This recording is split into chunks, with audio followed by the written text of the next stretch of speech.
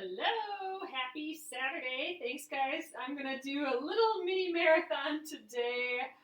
Starting a little bit later, but thanks, replay viewers, for watching, and thanks, YouTube viewers. This will go up on YouTube at Penguin and Fish Movies when we're done here, and it will also stay on Facebook. If you go to Penguin and with an ampersand fish, do a search for that on Facebook, and you'll find the video there. I'm going to work on block 90 today. We're going to try and stitch these little squiggles down at least. I'm hoping we can do that. This is probably my wackiest looking block. It's got some crazy fabrics going on. But alright guys, I'm going to flip you around and we'll get started today. Hey guys, happy Saturday. Hey Mary Jane, thanks for coming in.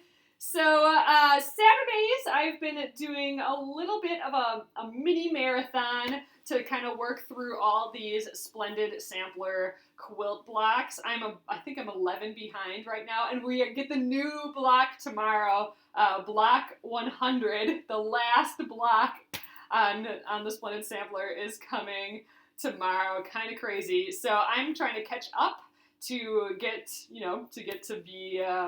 finished, to get through the 100 blocks, and I have 11 unfinished. So we've been doing these little mini marathons for at least an hour to like even 3, 4, 5 hours of stitching here on Saturdays to just catch up. Today I'm going to work on Juggling, which is block 90. This is the one where we made those crazy fun circles, and we have those little bias strips that we're going to sew in these little loops. So that's what I'm going to work on today.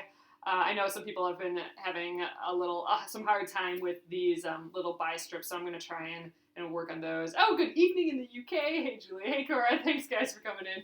I know, new block tomorrow is the last block of the Splendid Sampler quilt-along. We started this process on Valentine's Day last year, so it's been a whole year working on these 100 blocks, and it's such a big project. Like, for me, that was a lot for me to do, and it's because of you guys. Rooting me on that I was able to stay through this whole process. So we do have those 11 that I need to finish yet, and that's why we're doing these little Saturday things. But I like the little early afternoon stitching here, so I don't know, we might keep that up a little bit longer after the Splendid Sampler, but we'll see. But let's get going. Again, today we're working on block 90 of the Splendid Sampler, the Juggling block. If you're new here, my name is Alyssa Thomas from Penguin and Fish, where we make lovely and quirky hand embroidery patterns and kits. I'm the author of Sew and Stitch Embroidery and a fabric designer, and I'm usually here at 9:30 p.m. on weeknights, Central Time. And then I do these Saturday little mini marathons. They're getting later and later. I'd like to have them around between 10 and 11 a.m., but, we're approaching 1 p.m., so that's how it goes. After the Splendid Sampler is done, I am not going to stop these Facebook Lives. I was doing this before the Splendid Sampler on Periscope, but we've switched to Facebook Live, and I'll continue to do it. We're going to look at a whole pile of different projects. We're going to do some knitting, we're going to do a lot of embroidery, we're going to do some quilting and stuff still, kind of whatever we feel like doing. We'll do some larger projects and some smaller projects, so that's the plan. We will still be here. I'm not sure I'll keep doing the Saturday ones after we're done with all the blocks, but we'll see. We might do that too. So, alright, thanks guys, and I'm going to flip you around and we'll get started. Okay, so remember this block, this was from a couple weeks ago. This is block 90, and we have all the pieces assembled, but now we just have to kind of get them on here. So we made these circles. I forgot about this. I made the little circle templates. We're actually probably going to tear those out, but I forgot that I made them cute. I like those. That little kitty cat surprised me when I flipped that around. But anyway, the first thing I want to do is draw on my background where everything is going to get placed again. So this is the big thing that we're going to work on today, though. We have these bias strips that we made. I know we've been having a little bit trouble on getting the curves, because, you know, they're actually supposed to be like these little loops on the side here. So we're going to work on those. I think my plan is to just spray them down with some starch. And they were stitched on the bias, which means the diagonal, you know, like if the threads in a fabric are going horizontal and vertical, the bias is when you cut it on a diagonal. So we cut this on a diagonal and sewed it on a diagonal, which means that it's much stretchier. Fabric is much stretchier, see, on the diagonal than it is on the vertical or the horizontal.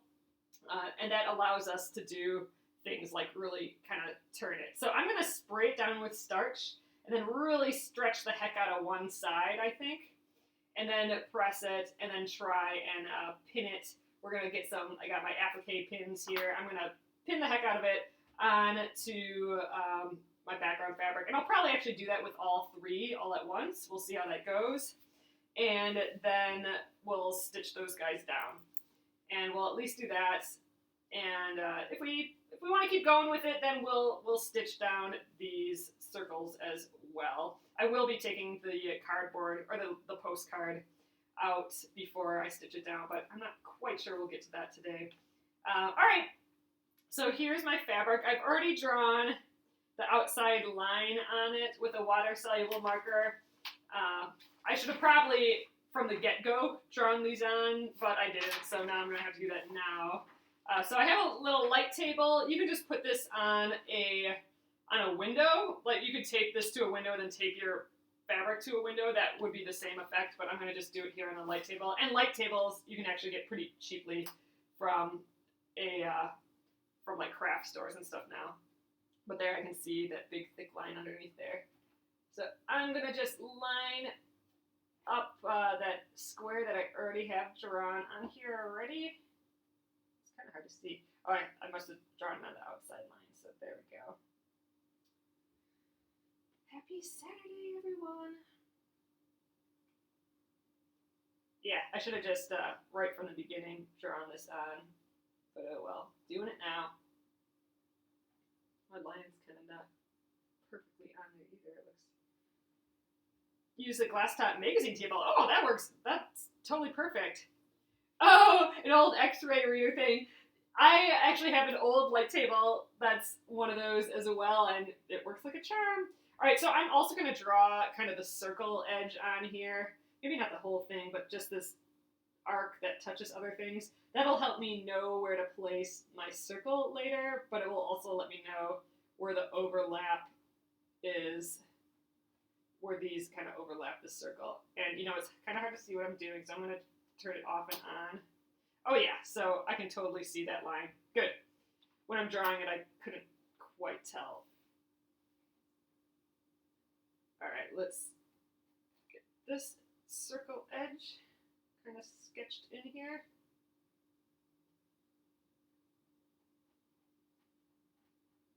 All right, and then let's get this loop. I'm going to draw right in the center of this loop. I could draw the outer and inner edge, but why bother? I'm going to just draw the center. Okay, and then let's do this bottom circle, and then I'll draw those other two loops. And that's all I think I need. Just a general positioning of them, of everything.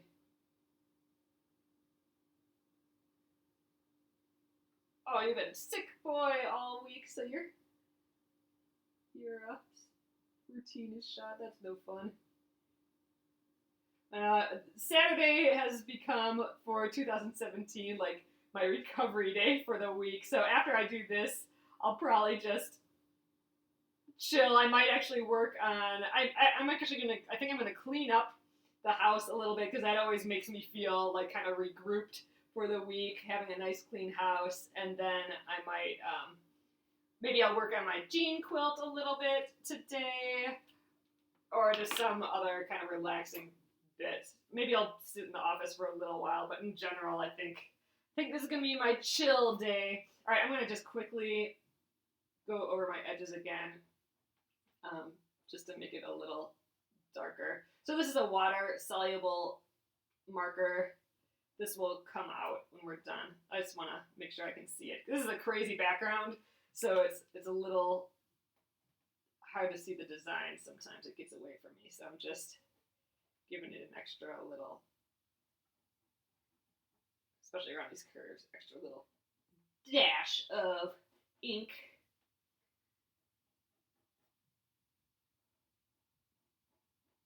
All right, I think we got it there. Wacky, but there we go. So here you can see all the lines. I just did like the one little arc of the circles. I didn't need to draw over the whole thing. But there we are. So we're not going to place the circles yet, but I'll just kind of show you. Now we actually know where they go. That one's there. Then it was the medium. And you know, we'll twist and turn them however we want these lines. But again, we won't be doing that until the very last. That'll be the last thing, these circles. But there, now we have these little arcs. We'll know where to put those. So yeah, we are going to have to, some of these I tried to curve last time by really getting it full of the starch and trying to do it. So here we can kind of see how we're going to have to do that. We're going to just have to really pin that down. You know what I might do? I might spray them with a bunch of starch, and you know, then we'll trim these off. So I'm going to, you need to go see the video of how you put the lines in the circles. Oh yeah, so go check out the first video that we did for Block 90. Oh, I hope I have it up. I got off the wagon of uploading them for a little while, but if you go to Facebook, you should be able to find the first video. It's Block 90, so that's how you can find it. But I think I'm going to spray the heck out of these. Then I'm going to really, just so they're wet, I think they'll be more malleable when they're wet, and then I'm going to just stretch one side. I think that will get the start of this curve. And then you know what? I think I might pin them down where they're supposed to go, and then I might press them a little bit with the pins. Or maybe I should even, before I pin it, just kind of press it so it's like this, and then adjust with the pins. I think something like that. So first things first, let's spray it. Let's just spray this down. I'm not, you know, we're just playing around here. I'm not quite sure if this is going to work, but I think it will. Man, after the Splendid Sampler, I should treat myself to a new ironing board. Like, it's gotten so crazy. So this one I've already got a little bit of an arch in from last time, but let's, gotta turn that guy on again. Let's just give it a spray. So what I'm thinking that's gonna do is, now it's like a lot more malleable. I'm just gonna start from the middle. I'm gonna really pull on that outside edge, which should stretch that outside edge. And that's what I want. I want the outside edge to be, you know, that outside arc, and then that inside edge will be the inside. So I don't want to stretch that one out. That one I'll actually probably bunch up just a hair as I stitch. We'll see how this goes. Oh, your comments are double posting? Oh, from my end, they're not double posting, Cora, so I'm just seeing them once on our little feed here. All right, so I think, see, I'm kind of starting to get like a little arch. Let's kind of lay it on here. All right, we need it somewhere kind of like that. I'm just still just stretching out those outside edges. You know what? Let's just give that a little press and see if I can kind of force it there. We may have to stretch it out again, but I think we'll be in the general area here.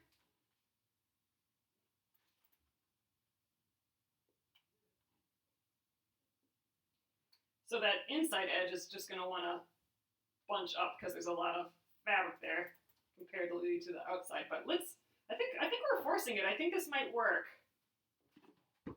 There, see, so we kind of we kind of got the arch there. You know, we are a little bunchy, but I think we might be able to, now we can still stretch out that edge, and I think we might be able to just tack a bunch of these bunches down as we stitch. Oh, a rickrack would be totally cute on this for sure. All right, but I think this is totally legitimately working. So we're just forming our arcs a little bit. And you know what? I'm gonna just press the rest of these now just to dry them out. Because by pressing it, you know, we're sucking the moisture out of it, which we've already done with that loop. All right, let's give this a go. I'm going to try to pin this down now. We got like kind of a general where the arc should be. Let's get rid of the light table. Don't need that anymore. I don't want to pin onto that because it'll scratch it all up. Okay, applique pins. It's your turn. So this was, I did draw this in the center, the line, except for I think my fabric is a little thick. Like I don't want it to go underneath my circle, you know, because my circle's right here. I don't want that to happen. So I am gonna kind of just be aware of the edge and just kind of form it how I think it should kind of look. So you know what? I'm gonna just throw, that's a good place to start, I think. Let's just put a pin right in there. I might use quite a few of these pins. All right. And I'm going to still stretch that top as I pin it down. Because the stretchier I can make the top, then the less bunching I'm going to have underneath, I think. All right, so let's throw in a pin right there. I think that will work. All right. I think this will work fine. All right, let's keep going around. Oh, so that's something I could do too, is use some glue to hook these pieces down, but I don't know, I think, you know, maybe, why don't we do one at a time? Why don't I stitch this one down, and then maybe we try one with glue next and see if that helps a bit.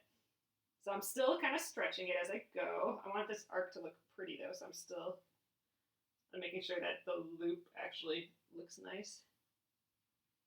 I think we're good there. Let me throw another one. We'll do one where we just pin the heck out of it like this, and then maybe the next one we'll try with some glue. All I have is that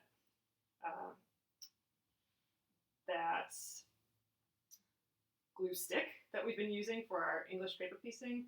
We'll see if that works. So let's get this bottom arc, and I'm going to kind of pull on it just to get that outer edge.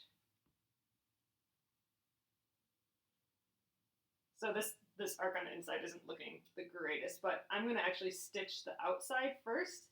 That outside that we're really stretching out, and then I'll come back around and do the inside arc. So I can form that inside arc a little bit better.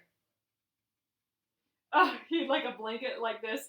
Hey, you know what? This would actually work really well larger, because you could actually enlarge the circles and enlarge the bias strip, and it would actually make the whole thing probably a whole lot easier to do this big.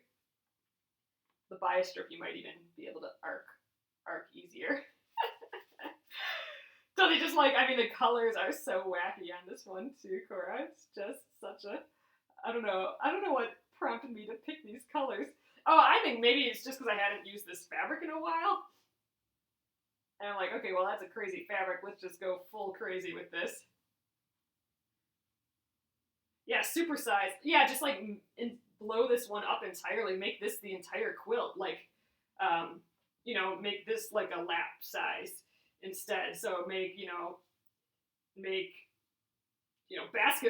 basketball size versions of these, or even bigger. And then the bias strip, you know, make like a 1.5 inch bias strip or something.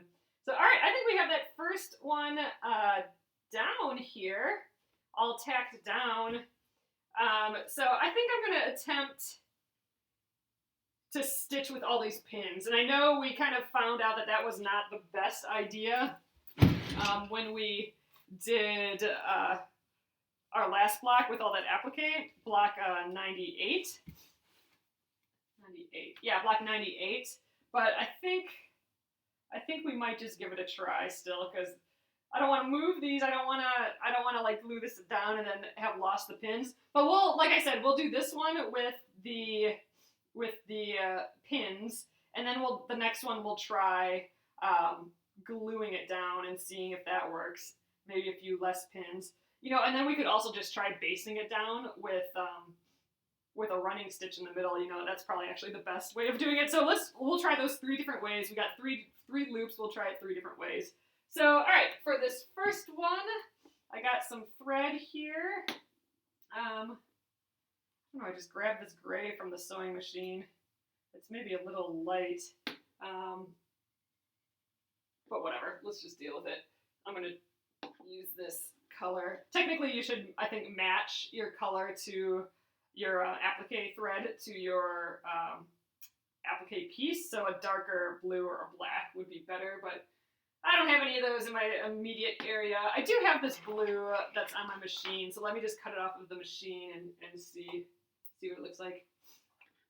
It says they like something, it's almost a done deal. How funny. All right, I have this blue. Oh, this blue's much better. Okay, I'm going to use the blue out of here, gray. It just matches. It's going to blend in a lot better.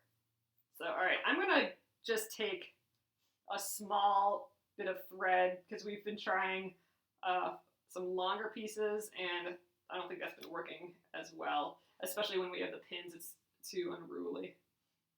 So, all right, threading that.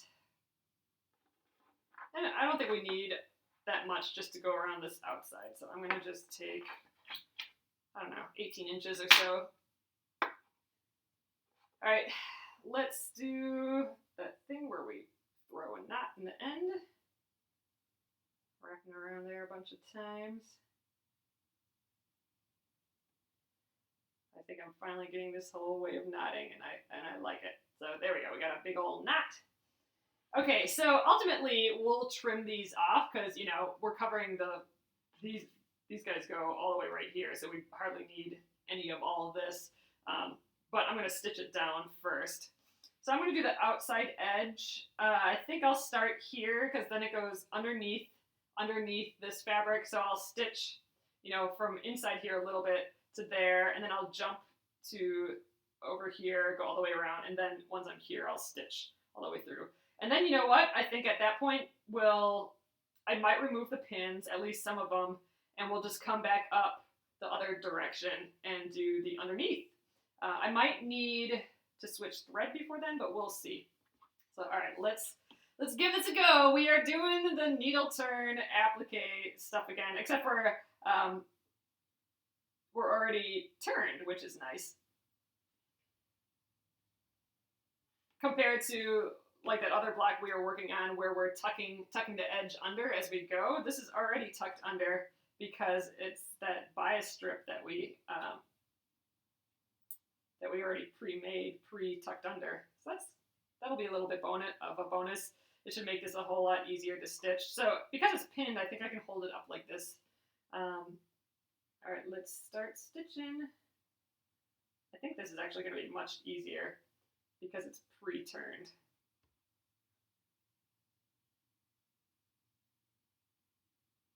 Yeah, I don't have to worry about tucking it at all. I do have to worry about it catching on the end of that bias strip. Oops, and I already have a little loopy knot. There we go. So just looking at this arch, I think, or arc, the outside looks okay. Like if I'm not looking at the inside shape, the outside shape, I like the shape of it. It's not all wonky or anything. So I like that, and then I'll just fix the inside shape to make it a little prettier once we take the pins out and once the outside's stitched down.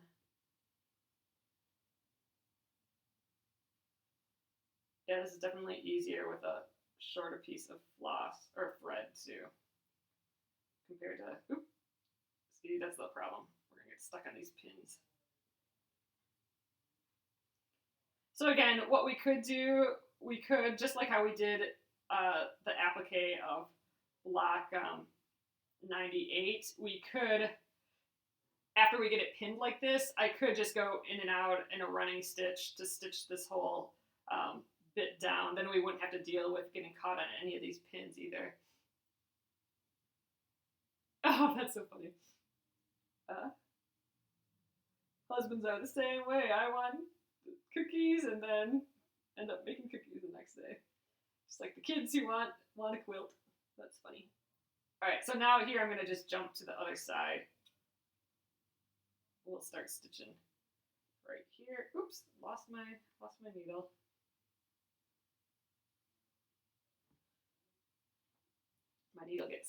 My thread gets caught on a corner or a pin, and then I pull the needle out.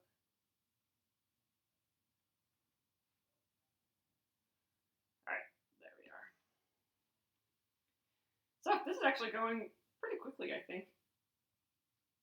It is the fact that we don't have to turn it as we go is really helpful. This block scared me a little on how we were going to get these guys stitched down. It was being hard to do that arc, but actually what we did today, just getting it damp again with the starch and really stretching it out and then forming it and pressing it, that seemed to do the job just fine. We're caught on the outside of, we're caught on our big strip edge there again.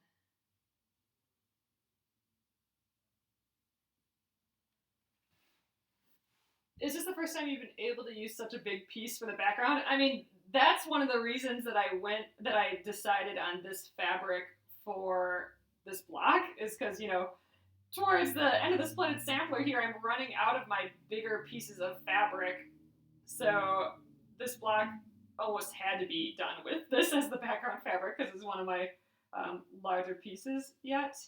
The reason I didn't cut it down to the square right away, like I got all this extra fabric here, the reason I didn't cut it down to the square, and I probably could now since we only have one more block, but I wasn't sure how much of the fabric I needed to preserve, so I wanted to make sure that, you know, I didn't have much extra left, so I was going to cut it down after to size. Instead of cutting it to like the 7-inch square, I would just cut it right down to the 6.5, which would save me a half of an inch, which is kind of silly thinking about it now. But, you know, I could cut it down now, but I'm already in it, and I don't think it's going to matter so much.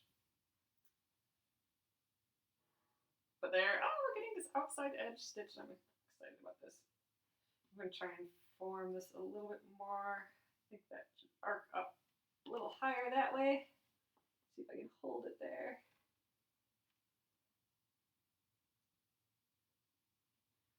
But yeah, this is cruising right along. And I'll trim this down when I'm done. All these blocks are 6.5 inches. Before they're sewn into the quilt, they'll end up 6 inches once they're sewn into a quilt. So once we're done here, I'll trim it to that 6.5. See how far we get today. All right, I'm at the top of the arch here. Wow, I gotta say, I do enjoy these little stitches like this, but it's so much nicer to have it pre-flipped. You know, the edges are pre-turned under. I mean, inherently, because this is a bias strip that we made. But still, it's nicer than having to tuck under the edge and make the perfect edge as we go. These are already pretty perfect.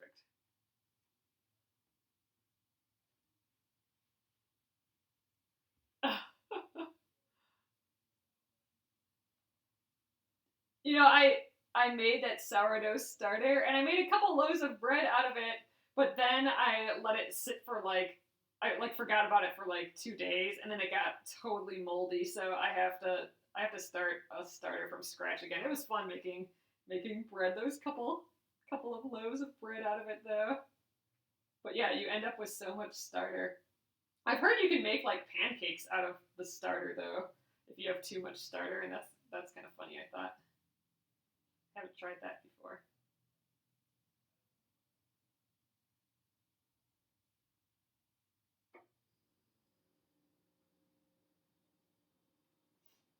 Oh, my bread looked good. Thanks. It was good. I mean, it was, I don't know. It wasn't like buying it from this, like a fresh made one from the store, but, or from like the bakery, but they've got like, I mean, first of all, they know what they're doing, and they have starter, from ages ago that's all figured out and stuff, but tasted like bread. Oh, yeah, you could freeze it. Oh, that's a good idea. Oh, yeah, the starter. Yeah, so I had read that too. You can freeze the starter. You can actually, the thing that I read is that you have to, like, on a silpat or parchment paper, spread it out really thin and then let it dry first. And then you can break it up into little flecks, and then you can freeze all those flecks. And then if you want to get a bread going again, then you just bring those out and, I don't know, I think add a little bit of water and let it sit for a day, and that kind of reactivates them, and then you can use it in your bread again. I don't know, that's kind of what I heard. Have not tried that. All right, we are just about around this outside. I think I'm going to remove the pins. We'll see how that goes. I'll remove a few. I just have to get to here. Then we have the outside complete.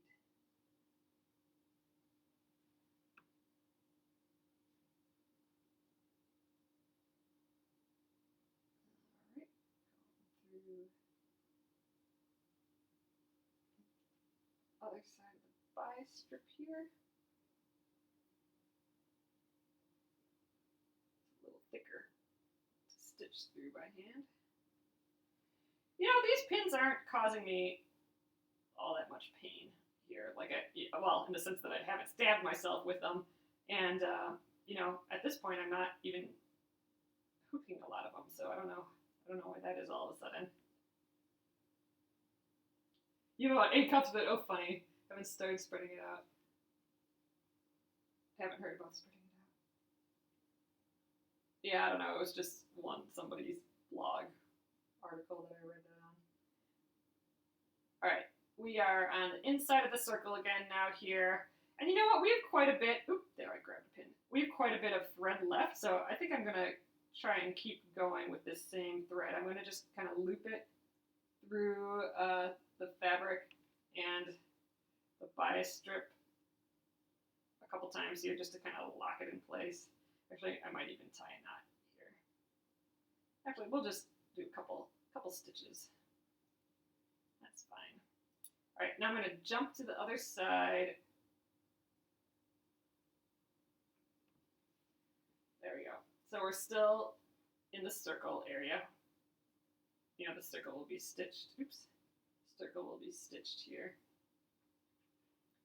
Let's go a couple times on this side, just looping it around.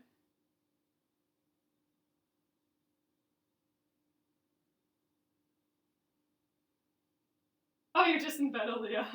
It's so funny when opposite sides of the world, different time zones. All right. Let's see.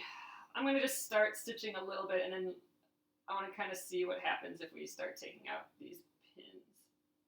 I mean, this pin I don't need anymore because I'm stitched on both sides. Oops, I think I looped around here again. Out of here, strip.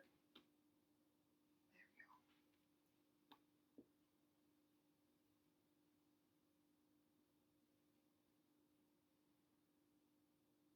Kind of wondering if it's better for me to keep the pins in, but I guess we can experiment.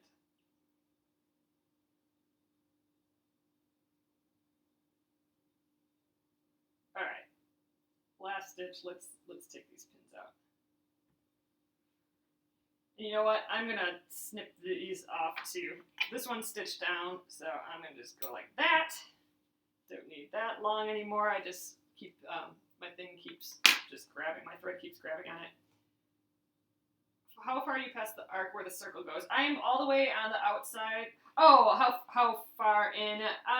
You know, I think that's said in the instructions, but I'm just here's the arc of the circle right there, what my needle is. So I don't know, I'm about a half inch in or so. I don't think it's gonna matter much because you know we're gonna be stitching this on the outside, so that's gonna hold in the bias strip even more.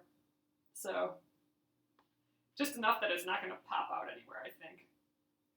All right, let's try taking these out.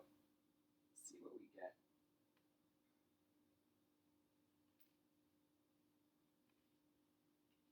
All right. Oop, one more. So I kind of want to form these inside edges so I have like a nice arc on the inside. See, it's kind of bubbling up there, I think, but when I tack that down, I think it's going to be pretty again. So I think we're good. I don't think I needed any of those in anymore. But here you can kind of see we stretched the heck out of this outside so we could get that outside arc, but it's still not stretched enough that these are flat. So there are a lot of bunches here, and I'm just going to try and tack them down as I go, and I think we'll get the effect that we want. It's going to be perfectly fine. And I think I might even have enough thread for this on the needle. So that's awesome. So, you know, we'll do the other ones similar to this. I do want to try the glue, although I'm wary of the glue without the pins. So I don't know. I think we might need to still get the pins going on this.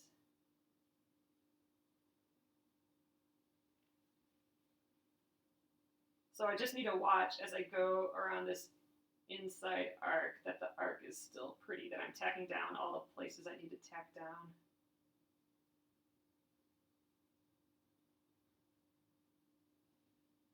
Doesn't take all that long though. I think it's because we have that we don't have to turn it, that it's already turned. Seems like you starched it too much, it would cause the backing fabric to pucker.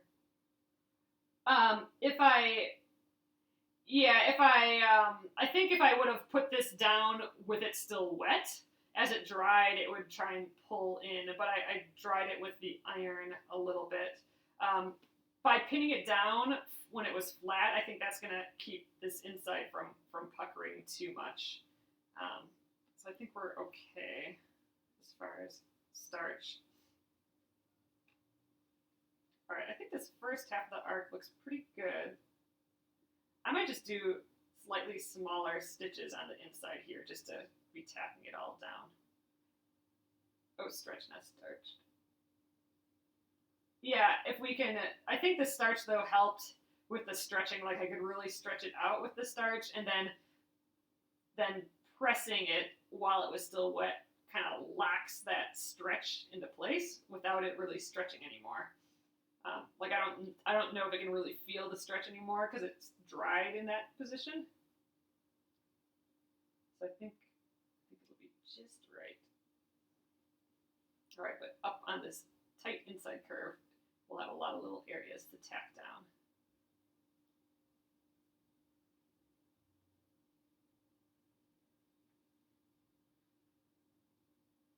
I think it's turning out though, and it's actually going a little faster than I thought it would. And again, you know, you do not need to needle turn this, or you don't need to sew it down like this. After I pinned it, you know, I could have just done like I could have machine stitched around both these edges, but you know what, I think I wanted to try doing another needle turn. You know, I turned out doing a lot of needle turn on the Splendid Sampler. I'm actually unfinished with a few of them yet, but I hadn't done any needle turn applique before the Splendid Sampler, and I'm finding that I really like it. I like the handwork of it and the little itty bitty stitches. I just think it has a pretty look. Oh, your fabric came to mail! Yay! Okay, good. Yay! I'm glad you got it, Mary Jane. That's awesome. So I keep saying Mary Jane. Let me know if it's just Mary, or you want Jane, or Mary Jane. Let me know. I feel like I might be getting that wrong, but I'm happy you like it. Yeah, so I'm really digging this needle turn. Using using a bunch of little bits of cotton yarn. Oh, to make some dishcloths. Oh, yay! At the moment. So I'm doing some of that too. Oh, you go by both? Alright. So, alright. I'll keep calling you Mary Jane then, if that's okay. I get nervous with people's names. I want to make sure that I'm doing it right. Alright, so now I'm doing a bunch of smaller stitches because it is a little bulky here. I do need to make sure it's tacked down well enough. So yeah, I'm doing more stitches. Oh, you got yours too, Libby! Yay! Okay, good. So I have a few messages from some of you for some yet, and I have seen them. I will I'll contact you later today or maybe even tomorrow about that. So I see them though. You're not being forgotten. I just slept in late. That's all today. Oh, so this is looking great. So I am the tacking a bunch of those bulky bits down here. I mean, I can't tell really at all. It looks like just a nice flat stitched thing. I'm really liking this actually a lot. I could see using this technique again. Oops, lost my needle. I like the idea of a big bias strip. This actually would be really fun as a big quilt. I could see actually maybe doing that. Using bigger bias tape, but still like hand stitching it down like this. Or maybe machine stitching it down, but with the same effect. This is fun though. I like this needle turn on this. So we're just about done with this first arc. So that didn't take forever and ever. I didn't time it, but I've been here maybe 40 minutes or so. So I guess it took like over a half hour still. What kind of fun? Oh yeah, knot patterns with it. Oh, or like, yeah, little bows. Or, yeah, you're right, knot patterns, like nautical knots. That would be kind of a cool quilt, wouldn't it? Just like, you know those nautical knot diagrams? You could do that with a whole pile of bias tape. Ooh, I love that, Cora. That would be really fun. It would be like the nautical knot quilt. I like it. See, things like that. So ideas like that, that's kind of some of the stuff I'd like to try when we're done here with the Splendid Sampler. Like just coming up with an idea, like what if we did this and this together? I love that. I love combining thoughts and ideas or a couple mediums to make something new. I mean, I really enjoy that. So those are the type of projects, along with some smaller projects and all that I'd like to do when we're done here with the Splendid Sampler.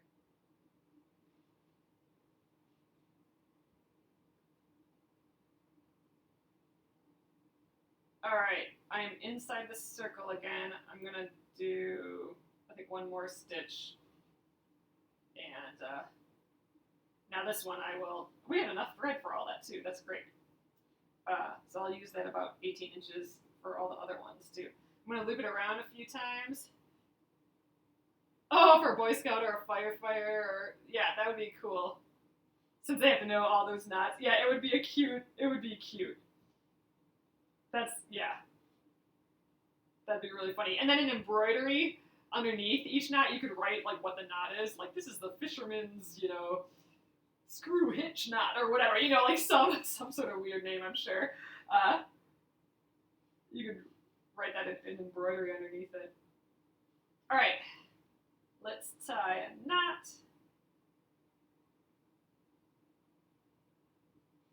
And then our first loop-de-loop will be done. That wasn't as painful as it was in my head. That was actually pretty easy. I guess it wasn't actually painful in my head. It was just like, ooh, not sure if the plan would work. That's more so what it was.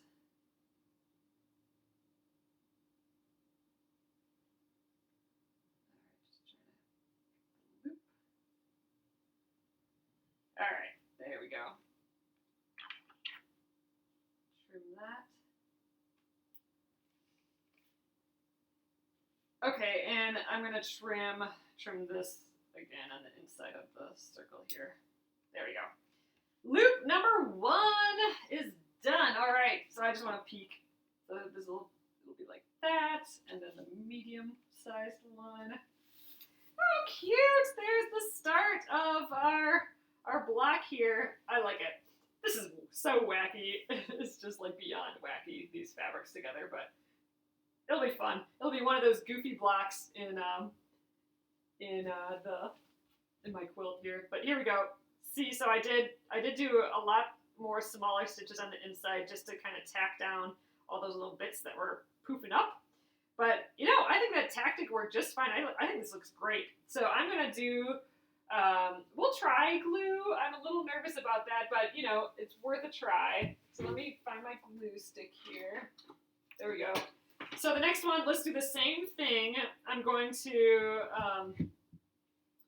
I know we build them up as hard things in our mind, but then they turn out easier. I know, isn't that the truth for a bunch of stuff? That's why you just got to get started, and the rest will get figured out as you go.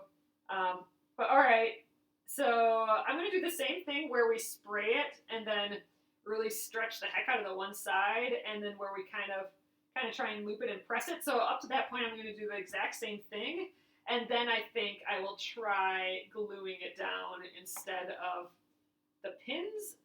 We'll just see how that goes. I'm not always too wild about using glue. I feel a little weird about it still, but we'll see how it goes. I'm not sure it's actually going to stick because I'm going to be handling it quite a bit. So if it's not doing a good job, then we'll stop and pin it. But, you know, it might work great too. So first things first, let's get this guy sprayed and try and stretch him out. I wonder, yeah, it looks like I tried stretching the outside there. Oop, gotta turn it on again. It's been leaking a little bit, my best press, so I'm trying to close it when I'm done using it. But all right, let's stretch that one side as much as we can again, just to get that arc started. And again, I'm kind of only doing it in the inside because these ends, you know, aren't getting chopped off.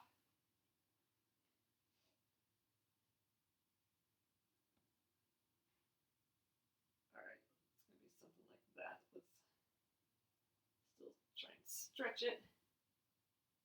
Yeah, short-term hold. Yeah, so the maybe it'll work the glue stick because it's of the short-term hold that it will have. I'm just gonna let's rotate. Just getting the general arch here. We'll hold it down like that. So I think I'm gonna press that. See if I can get that flat, and we'll see how that goes. Ooh, I'm one-handing, turn this up. All right.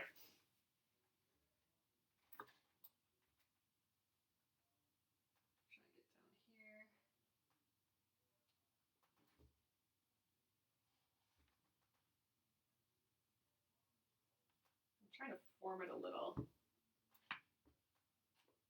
Like, I don't want to just slam this on top because then we'll be mushing those insides a little bit. Let's see if I can stretch this flat a little bit. I'm gonna just press it like that, I think. All right, I'm gonna dry out these ends a little bit. All right, let's see if that gets us on our way to that arc. The other thing with gluing is that, you know, this isn't a perfectly flat thing. You know, it's bunching up a little on the outside or on the insides, so I don't know how well it's gonna work. But we're gonna try. So something kind of like that. Yep, let's just start on the one end and keep going, see how it goes.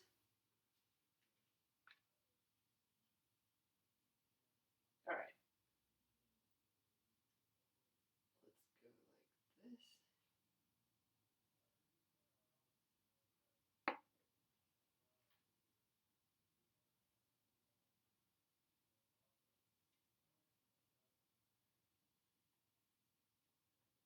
This might work. Again, I don't want to get it too close to where my other circle's going to be. I know, and I'm with you. I wonder what the last block is going to be. Our last block of the Splendid Sampler is happening tomorrow. Pins and needles. What's it gonna be? Last block. I think they are gonna do one more bonus block, but I haven't been really on top of that. So I'm stretching this as I go. Like I'm really pulling on it because I want to get that outside arc as stretched as possible again. You know what? I think this glue is actually really working here.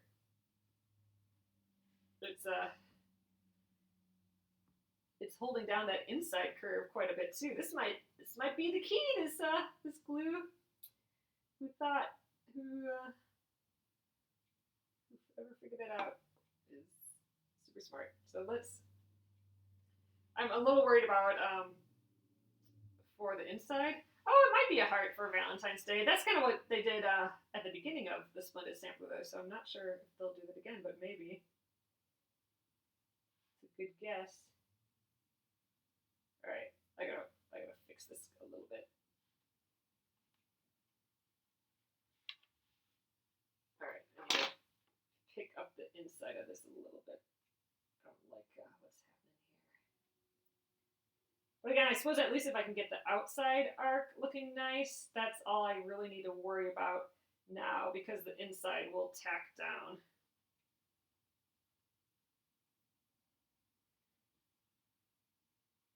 All right. I don't know. I'm liking that outside arc. So let's just assume that this is where it's going to be, and I will tweak that inside arc as I stitch it down. But the outside arc, that's what I like, and that's what I'm stitching down first. So let's close up this glue. Ooh, this doesn't go the other way.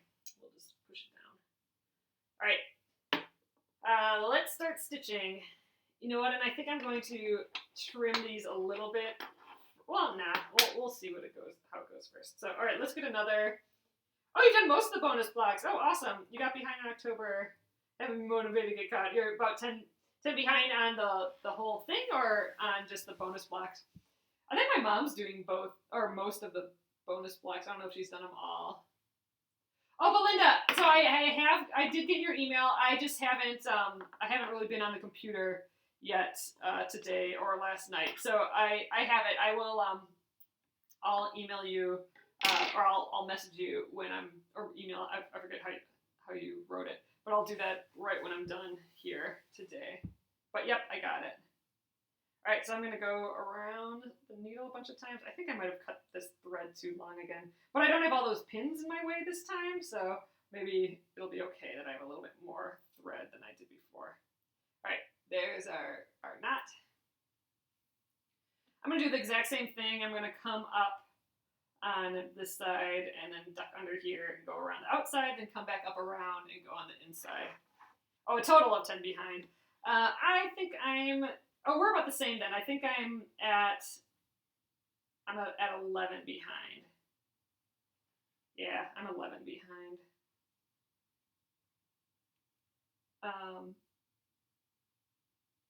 Yeah, 11. And I'm not sure we'll finish this one either, so we'll probably still be at 11. But this is we're cruising right along with this, so who knows? Maybe we'll get those circles in yet today too. We'll see.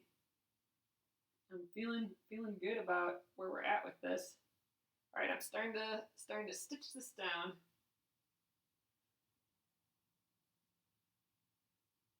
So I'm not sure I would use glue unless I was stitching it down right away like I am today, just because I don't kind of trust this glue to last that long on a fabric without it being stitched down. So it's good that I'm stitching it right away. All right, now I'm gonna, I guess I'll stitch one more little stitch here on the edge. I was gonna go up the middle, but I forgot I was behind this time. So, all right, now up on that other side. So I'm really just worrying about this outside arch again, getting that looking nice, and I'm hoping it doesn't pop up on this side before I get over there. So I'm trying to go kind of fast, and I'm trying not to handle the fabric a ton. I don't want it to pop up on me with just the glue. But it is much easier to stitch without without all the pins everywhere. That's true for sure. So yeah, I don't know. I think I might do the last one with this glue too. If this is how it goes, it's going okay. And you know, this glue will it is making the fabric a little stiff, but so is the starch. So all that will kind of come out um, if I wash this once, or if I just wet it for a little bit. So I'm not worried about this glue. It's just a little washable, acid-free glue, kind of like an Elmer's glue type deal. All right, that one side is stitched down. Okay, I am really enjoying needle turn. And actually, you know what? Where it's turned underneath like this already, that's what I'm really, really liking. So I might have to, I don't know, in my head I like the idea of turning it under as I go though, because I feel like that's super traditional, but, and I like that I like doing, you know, practicing like how the ladies used to back in the day, just all, you know, when the traditional way of doing it was the way of doing it. I like feeling connected to that. So I mean, it's something I want to improve on, but man, this is kind of fancy having it all tucked under for me already. I'm digging it. Definitely goes faster. And you know what I like about it is I don't have to think as much. I like crafts. You know, that's why I like knitting as my kind of zen out craft, because there's no decisions. You know, the knitting that I do, like just simple washcloths or something like that, all I have to do is knit to the end. You know what I mean? And you know, it just grows. I like that. So by having these ends tucked under already, because of, you know, because we made a buy strip, um, really is feeding into the don't have to think about anything and just zen type crafting. It's just stitching it down with these little stitches. It's fun. I like it. When you have to when you have to turn it under with your needle, there's that one little extra element of decision making and crafting, like making it look pretty and stuff. But with this, you don't have to think about that at all. It's just stitching. That's why you picked up a crochet, for that same feeling. Yeah, that is my other kind of like zen craft. I trade off between a knitting and crochet project usually.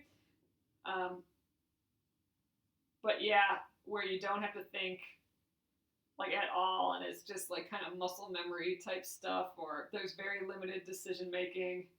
I kind of love that. And that's been the big surprise. One of the big surprises for me on the Splendid Sampler is that's how I feel about this needle turn. But I feel that way a lot with the needle turn when the edges are turned under right away for me. It's a handy little deal.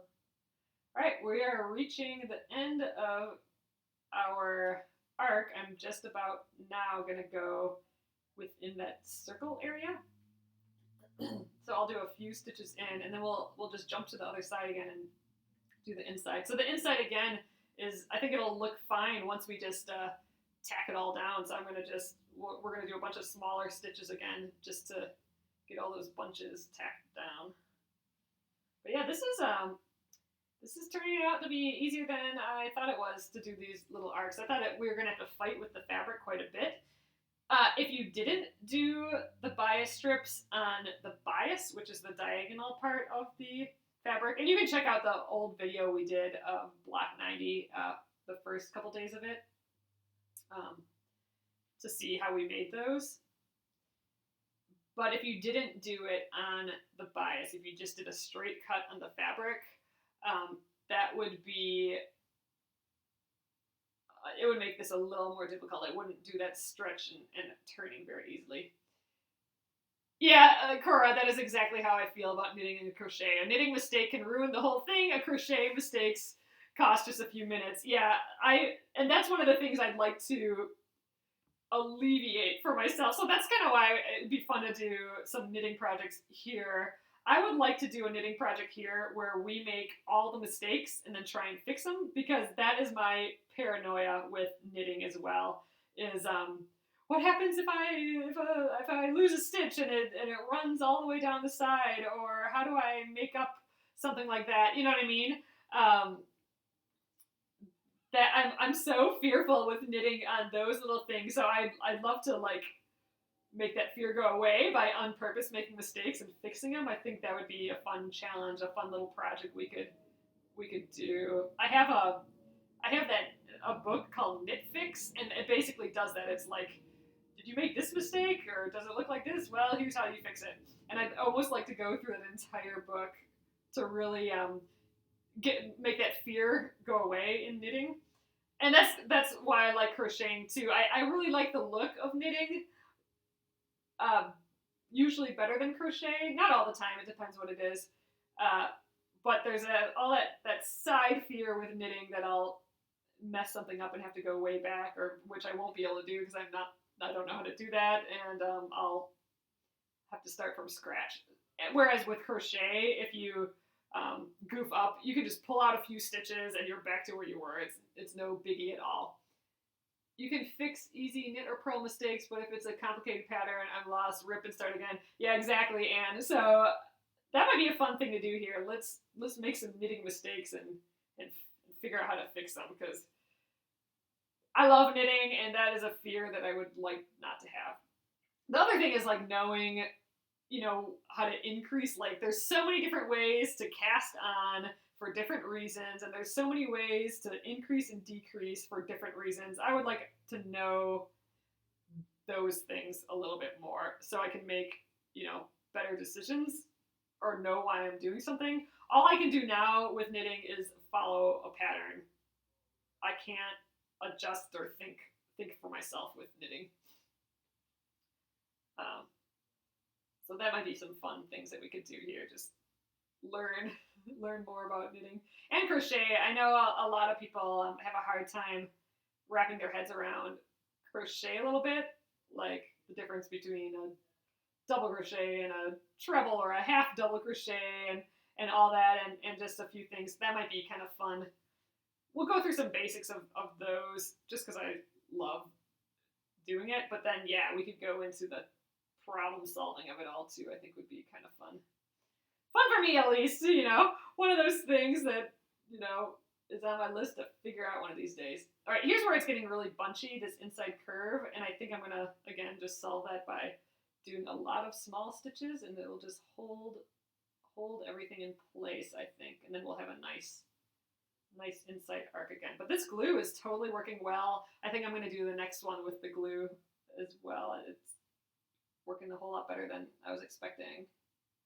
I was thinking it'd pop up everywhere, but it's been great.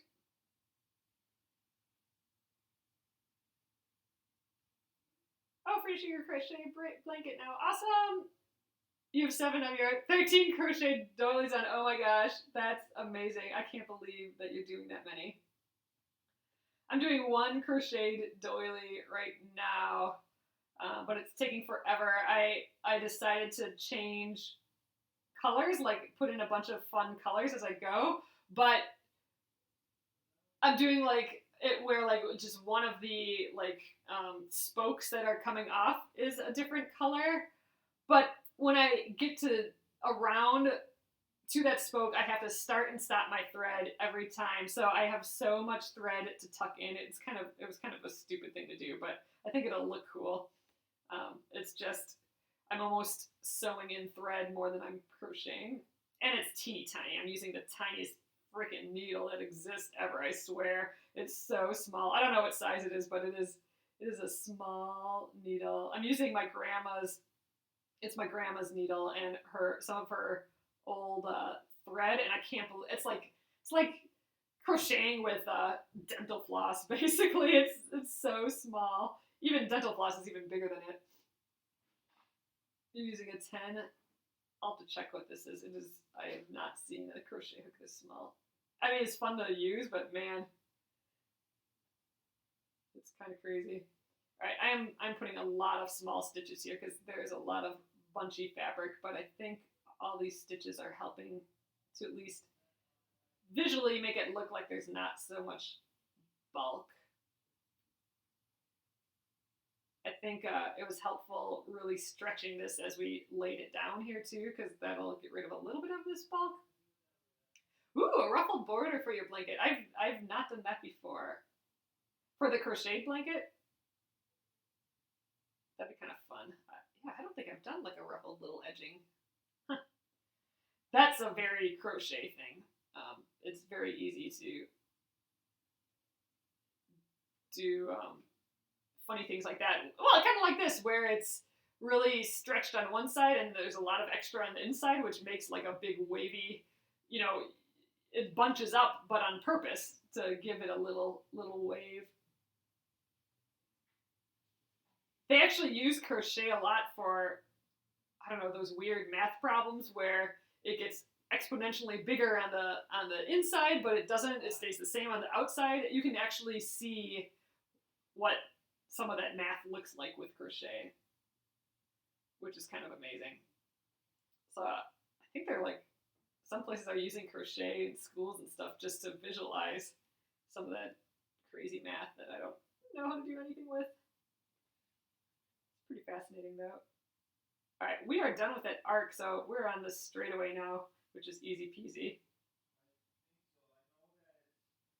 So we just have that one more to do. Yay. You know what? We might get these circles stitched on today yet too. We'll see how this last one goes, how I'm feeling, but this is going much faster than I thought it would be. Ooh, crocheting a rug. Oh, I'd like to do that. I have a lot of fabric scraps. They're actually muslin scraps that I'd like to put together in like a long ball of muslin yarn. And I'd love to, I don't know, crochet that together or something. Or maybe even like latch hook it really big. I don't know how I would do that, but, and then like trim it to be like a little rug. But I'd love to do that and then like indigo dye it or something. That's a random project on the brain that would take forever and probably not be all that fun. I don't know if we'll ever do that. All right, I'm in the circle again. I'm going to do one more stitch, and we're done. We'll tie a knot, and I'll go around the edge twice, and then go to the back and tie a knot, and then this guy will be done. I'll trim him down and trim down these ends, and then it'll be done. All right. But yeah, I think glue method worked just fine. Digging it. All right, let's tie this knot and then see what we got going on.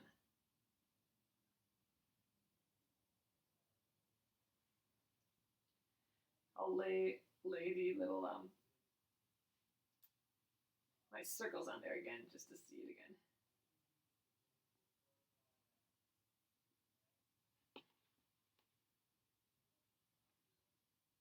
All right. Uh-oh.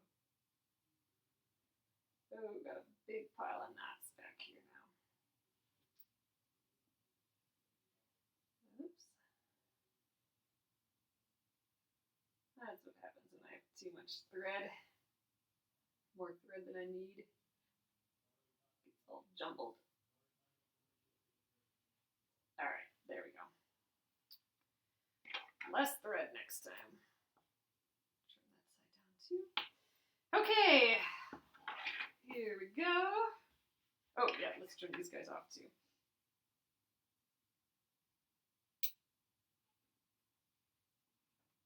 These guys don't need to overlap. Okay, that side and this one. Alrighty, our second one is down. I just want to see it again. So this will go here.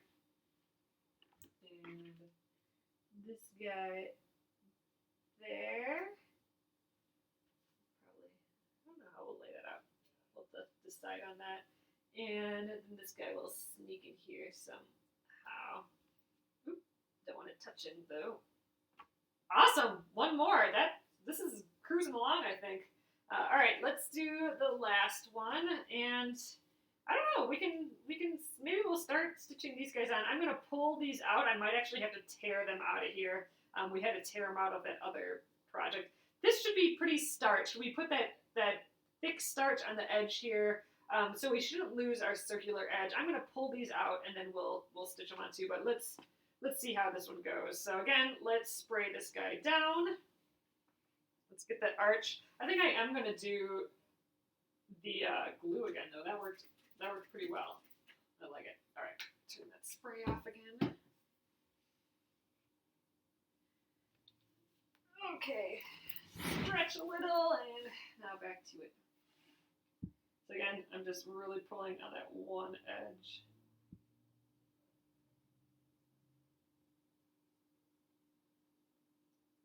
This one feels maybe a little stretchier than the other ones for some reason. Don't know why.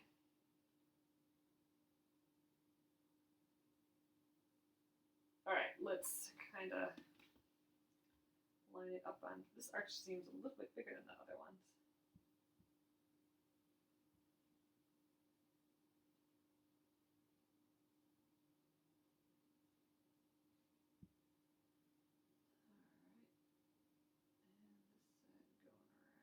Here. Just trying to kind of figure out where they meet in the middle, and then I'm kind of holding it there and then pressing. You just got home from a quilt shop having fun, your package. Oh yay, Sally, awesome. Oh, you love the lion on the outside. Yeah, I draw a little guy on all the outsides of my packages. I think that's fun for me to do. I'm glad you like it. All right, let's, we got a good, this one's gonna press really well, I think. This one must have had, it was just a little stretchier than the other two. Maybe I had more starch on it or something, but like this, I'm not going to have much bulk at all. Oh, you know what? It is a little bit a bigger arc just by a hair than the other ones, I think. So maybe that's why it's just arcing a whole lot better. But this one, I don't know. This one was easier. Just drying it out now. All right, let's see if we can glue this guy down. Place it kind of again, and it's arching down outside here. Yeah, just like this. Oh, this one's gonna be easy peasy, I think. All right, right like that. Get the glue. Oh, you love the lion. Oh, you don't want to throw the packaging away. Well, that's cool. I like to hear that. All right, I'm gonna just flip this guy around, get this one edge started. All right.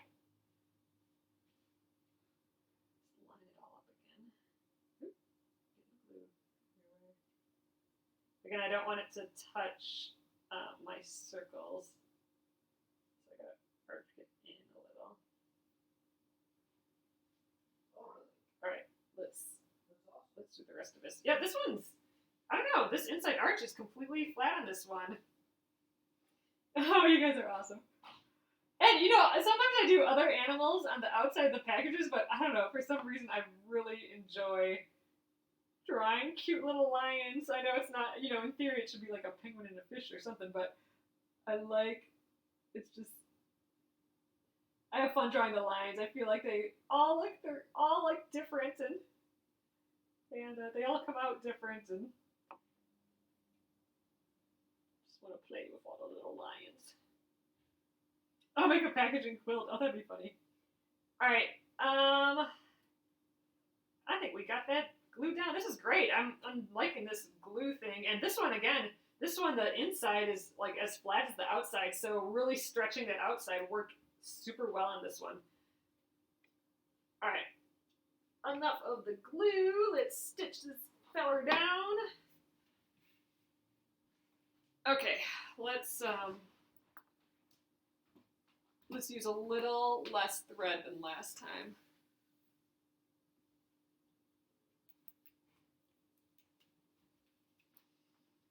Okay, about 18 inches this time. I just used a little too much last time, I think. All right, that looks good. Tie our little knot.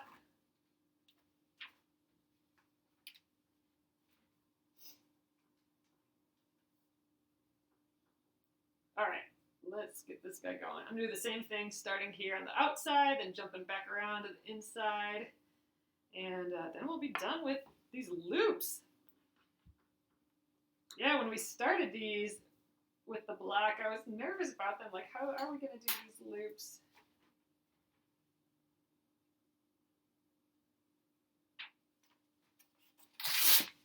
All right, going around here a couple times.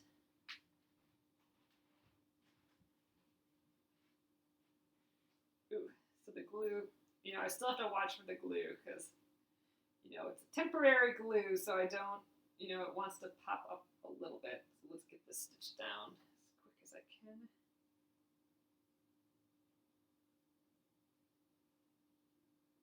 Oop, geez, I went all the way around the outside edge of, all right, I looped, I caught the giant, caught that guy on it. In a loop. I think this gets easier when I use shorter thread, so I should just stick to the shorter thread. And if I have to start it up again with a new thread, that's okay. In this case, I don't have to because this is just a short little applique.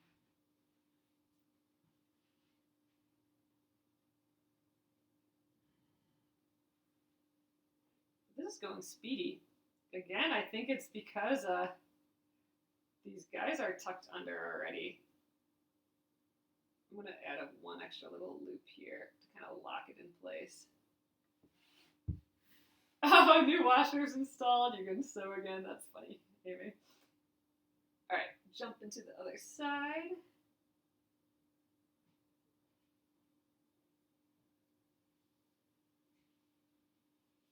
The glue's coming through to the back a little. I'm getting it on my finger.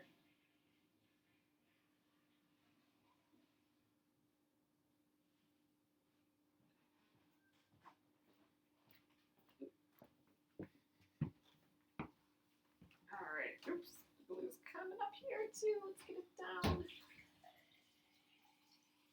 So I actually, the last collection, oh, like an embroidery pattern. Oh, I should do one like that. But the my last collection before this one, the Serengeti Beasties, had a lion in there, just like how the lions on my packages. And I actually have a pin. If you guys, they really delivered it during craft time. Oh, funny. Oh, that sucks, Amy. Don't those people know that we're sewing right now? They can deliver the washing machine later. But I have a pin. The "You Rar Awesome" pin is that little lion from the packages too. I just like drawing him. I don't know why. Oops, I keep getting caught on this one down here. Exactly. Ooh, wow. All of this side.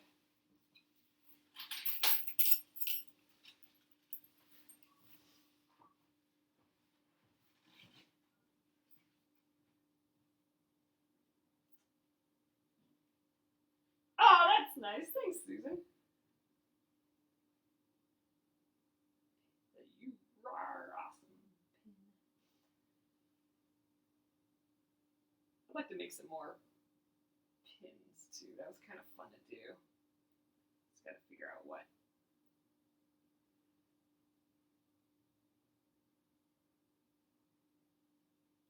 All right, halfway done with the outside of this one.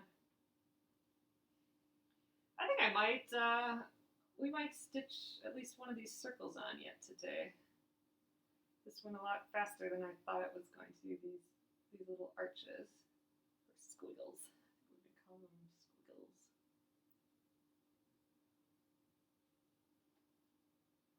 Although I did start kind of late. We'll see. See how it goes.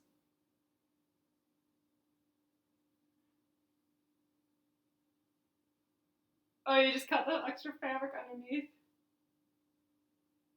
Well, just trim it and tie the little ends that got caught in a knot or something.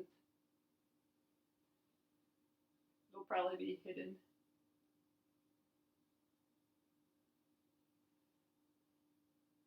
Alright, we are almost done with the outside. We gotta do the inside yet on this one though. But hey, this is the last one, so that's nice.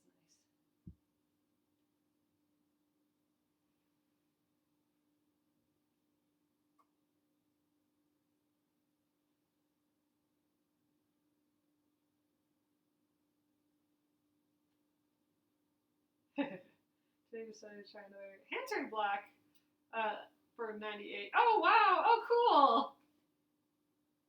Yeah, so I got a ways to go on that one.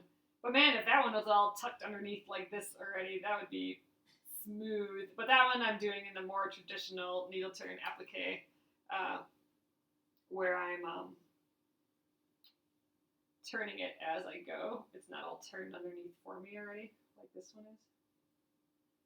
So that's going to take me a little longer, and I got a lot to learn on that too. That one's got inside points and outside points, and I'm not doing all those very well yet. But there's a lot left to it. Maybe that'll be next Saturday block again. Although, like I said, we don't have any new blocks after tomorrow, so we will have more time during the week to work on our unfinished ones, so that's good. I'm probably going to keep working on this until we're done. I would maybe consider doing another quilt along. This is actually the first quilt along I've ever participated in. So I don't know, we'll see what's out there. I definitely want to do more of kind of like, I guess it's like an embroidery stitch along, but I would like to make a quilt out of all the letters of the alphabet for my little, I have embroideries. I have 26 embroideries, one for every letter of the alphabet of cute little animals. I'd love to stitch all those up here with you guys and do that into a quilt. I have a quilt pattern for it already that I've written. I haven't released it or anything yet because I need to make up all the little guys to make a sample of it. So I thought maybe we could stitch all those up here if you want to do some embroidery, and they're pretty quick. It wouldn't last as long as the Splendid Sampler here. And then, I think we'd pepper in some other projects in the middle of it too. But that could be like a long-term project that we work on while we work on a few smaller things. But I would like to make that into a quilt, a cute little alphabet baby quilt with all the embroidery on it. I think that'd be fun to try. But yeah, so I think each of the patterns takes maybe, I don't know, 2 to 4 hours. And like I call it like 2 movie projects.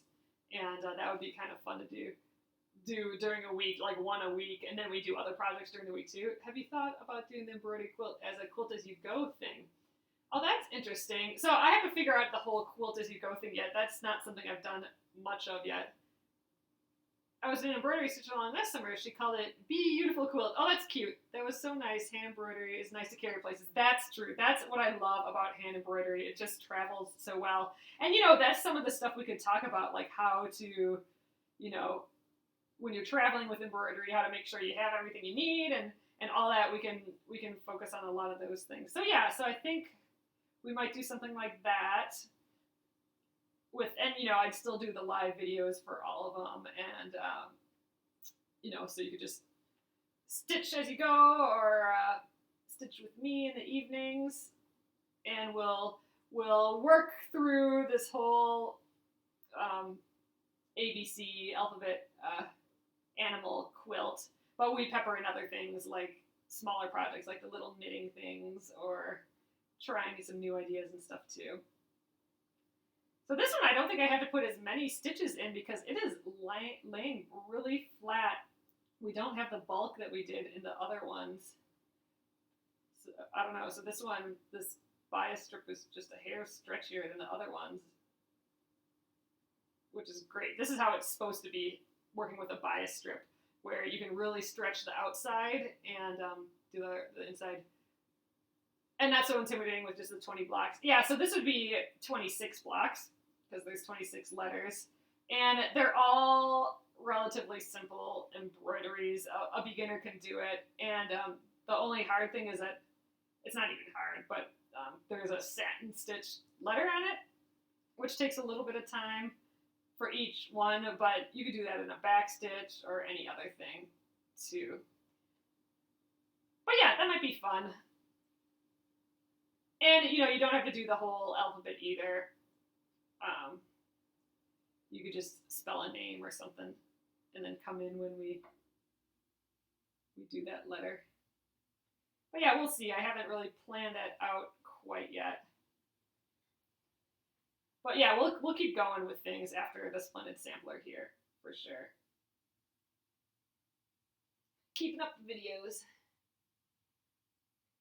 But yeah, I like having a big project, but I like peppering in a pile of little ones at the same time because, you know, you need those quick wins. At least with the Splendid Sampler here, you have the quick wins of finishing a block.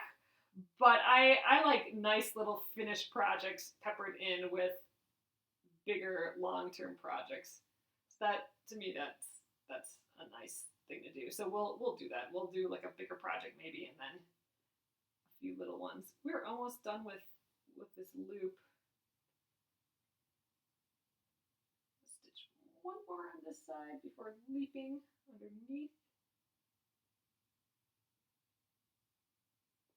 There we go. All right, a few more and we are done. Done with the loop-de-loops at least.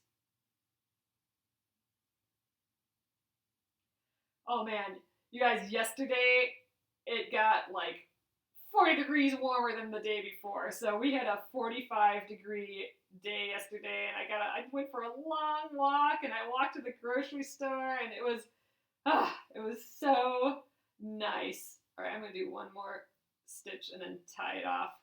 And I think it's kind of nice out like that today, so I'm gonna have to definitely go for another walk today. It feels like it's been so long, but I think it's supposed to get cold again maybe later in the week. But man, for a few days we're having 40-degree weather, and I know 40-degree weather doesn't sound like much, but when you've had like 1-degree weather, it's pretty awesome. It was so beautiful. Smelled like melting snow. It was nice. Smelled like spring. Spring is coming. I'm excited. Okay.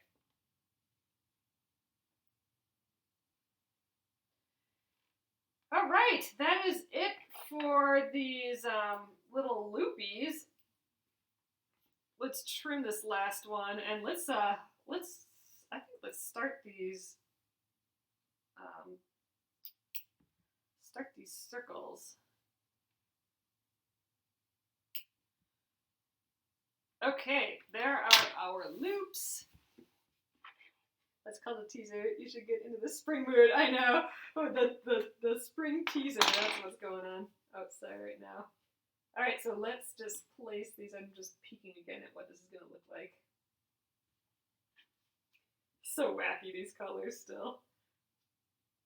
Anyway, all right, that's we got the blue guys now, the blue loopies. All right, let's pull these out if we can. I think I might have to rip them out, but let's just try popping them out first, which doesn't seem likely. I think I'm just going to tear these out of here. That'll be easiest. That's what we did with that other block, and it worked fine. Ooh, I think I might have glued these down too. I glued it in the spot. Doesn't want to rip up. Nail polish is coming off now. Oh well. We've been dodging floods and rain all the time. Ugh. California will just mudslide itself in the ocean. Oh no. I lived in California for a little while, and Mom kept saying California, it's just gonna fall into the ocean.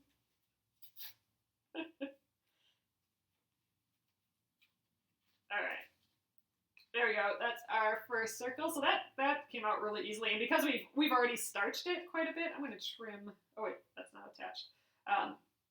It's going to stay flat like this, which is awesome. So, you know what? I think let's stick with this glue thing. I'm going to just put some dabs of glue just on the seam allowance here. And we'll just glue that into place. I think we'll glue them one at a time. I'll take all the bits out now. Actually, maybe I won't. Maybe I'll leave them in, and I'll just take them out as I go, just in case we stop. Then I have the little protection of having the paper in there still. So let's just start with this first one. All right, let's just kind of position it how we want. I'm gonna put these guys on as guides, as you know, like maybe we can decide how we want all of them to go. Oh, it's kind of fun having this apple upright. Why don't we go right like this? This is really funny and odd, though. Maybe we want that in more somewhere. I don't know. I kind of like the apple upright. I think let's go right like that. I'm going to move those. Let's dab this guy down. And we'll stitch this guy on already. I'm excited. I wasn't sure I'd be getting this far. So I'm leaving those basting stitches in. Those can just stay. Nothing wrong with those there. No one's going to ever see that. And we'll needle turn these on too. So this is like pre-needle turned as well, pre-turned, which is fun. All right, we got that upright apple.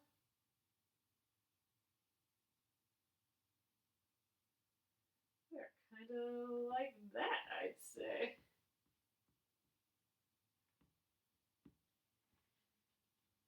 Get the edge down. And this has a lot of like weird stuff on the outside, and that's just from the starch that I used. I'm hoping that goes away once I get this a little damp. I could we can just spray this with some water or something when we're done, and maybe it'll work out. So now I'm wondering if I should switch to that gray. If the gray would work better. That still looks really light. I think we'll just stick with this blue. At this point, like a red or a brown would probably be good, but we're gonna just stick with this blue. I think it'll be fine. But I can get the end off again. Here we go. Come on. There we go. Yeah, we're just gonna stick with this blue. All right, again, I don't need much of a, I don't need much because we're just going around this arc. So just like another, I don't know, 12 inches or so should do it. Another 18. We're going with this like 16 to 18 inch arc. All right, let's do our little knot. Do like a big knot.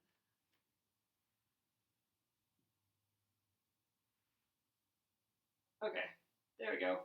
Big old knot. All right, let's, I think I'm gonna start in the purple little edge here. And we'll work our way around. Because in my head I'm like, oh, I'll start there because I'm gonna make a couple more loops because it's at the beginning and it's a darker fabric. Maybe it'll blend with the thread more, but other than that, I don't really have any thought on why I'm starting there.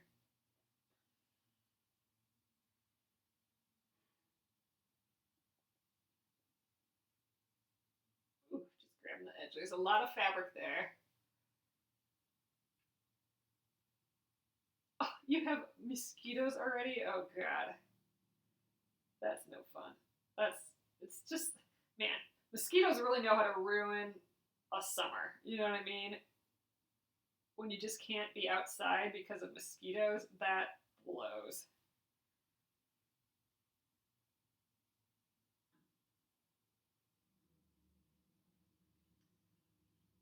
So I don't think this should take any longer than the loops. It's actually probably about the same, you know, more along the outside, but we don't have an inside to do. It does have a lot more fabric on these edges because it's just, you know, we sewed all those pieces together. There's just more fabric there. Oops, and I lost my needle again. Let's thread that again.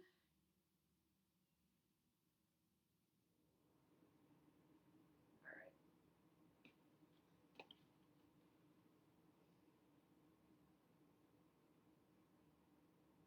Yeah, maybe we'll just keep going on this block. I was not expecting to get this far by any means. So I'm pretty excited about that.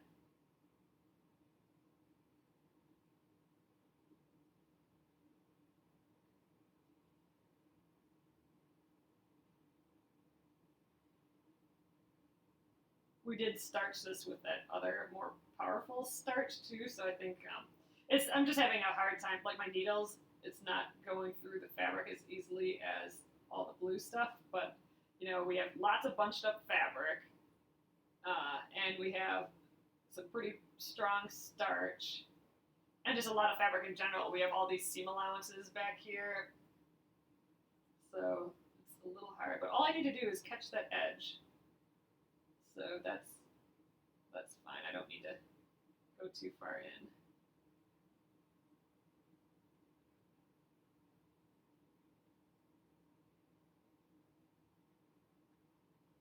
I can do pretty big stitches.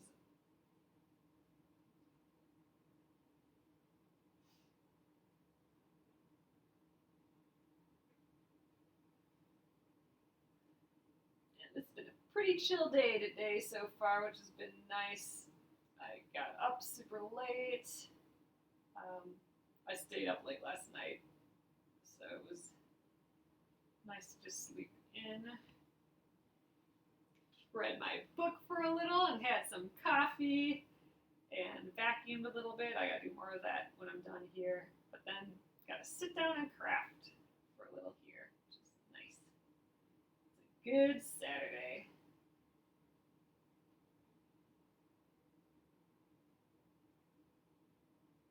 I'm probably about a third done with this circle now.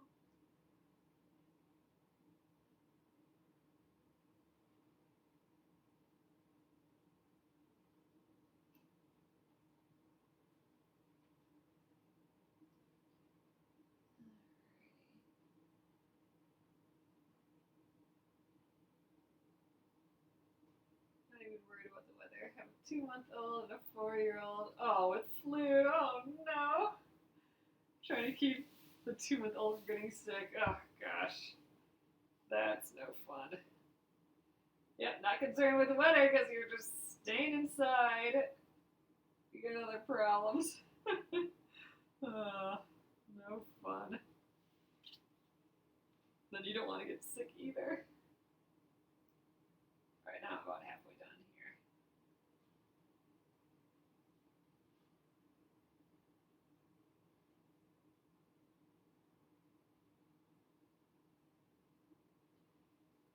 Slow stitching.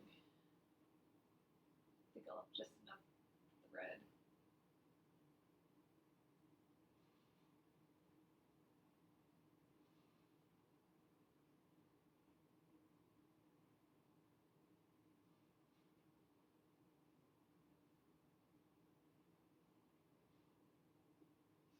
Alright, we're to the other side of that purple, which means we're halfway.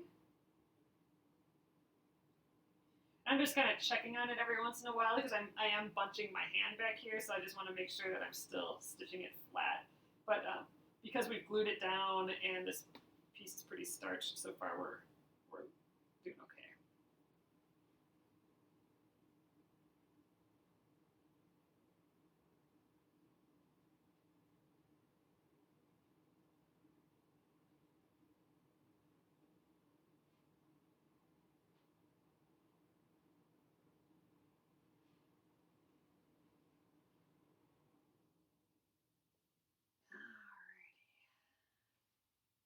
I should have some like Zen yoga music on while we do this. I feel like that's what this hand needle turn applique, this hand stitching is like. Just requires some nice chill out music.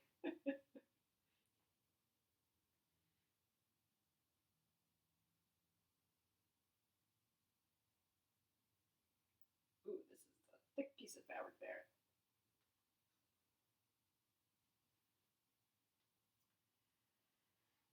So I am going to need a new TV show to binge watch soon. So I need some suggestions. I'm currently watching Buffy the Vampire Slayer, and I'm on the last season. I'm almost done with it. So it was a totally weird thing. Like I'm like, you know what? I didn't really watch these when they came out. I'm gonna see what the buzz is all about. So I watched that. I know I need the candle. You know, I used to have the candle and the kind of yoga music here when we we're on Periscope, but then I started putting it on YouTube, and YouTube has all the, all the copyright stuff, so I couldn't. I think it's changed a little bit now. I probably could put it back on again. I think YouTube allows it now, but then there's licensing issues with having music in your background, which sucks. But yeah, I could use some yoga music. And I burnt my plant a couple times having the candle, and I'm afraid to have it with all this fabric. But I know I need the caramel. I do have the coffee, so that's good at least. Oops, I lost my thread. I've not tried the Man on the High Castle yet, but I'm going to look into that. I was telling my husband about that, and we thought it sounded super interesting. So maybe I'll have to look into that after Buffy. Oh, Travelers on Netflix? Oh, I haven't seen that. So here are my requirements for TV shows. They have to be something that I can just have on in the background and don't necessarily need to watch with 100% of my brain. So these ones I feel like with House of Cards and stuff like that. I've seen all those, but those you really have to, you're in it. You really have to pay attention to and stuff like that. So that's why I've been watching goofy ones like Buffy the Vampire Slayer, and just because I can kind of watch that, and they're not going to let me not know what's going on, They're going to regroup me on everything all the time. So that's been kind of fun. All right, I'm almost all the way around here. Texas Awesome Texas, is that a show? Or are you talking about something? There's 2 finished of the Travelers on Netflix. Netflix has been putting up a whole lot of stuff lately. It's kind of interesting. All right, I am just about around. I think maybe 2 more stitches and I'll be done. I think we're just gonna keep going. You know what? We might even finish this block today, which I did not think was even a possibility at all.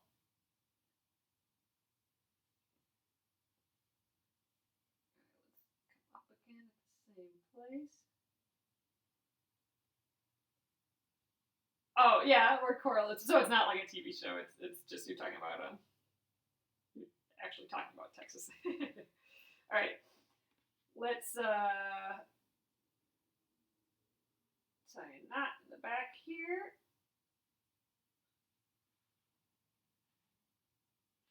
That was just enough thread, I think.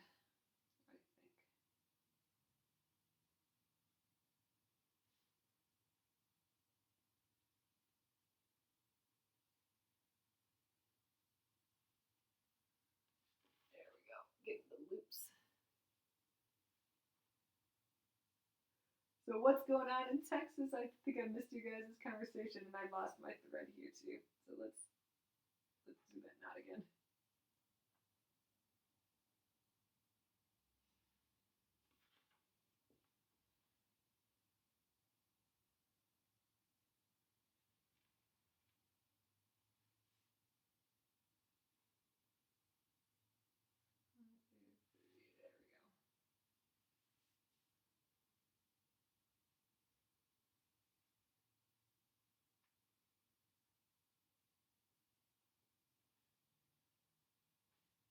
Oh, the weather. Oh, the weather is bizarre there in winter. Oh, funny. Yeah. I believe it. Okay, that guy is done. I got some sort of thread hanging out here. Let's trim that. All right, block or circle number 1. Let's keep going, I think. Why not? Let's get this guy on. I don't want it to be exactly the same as how that one's going.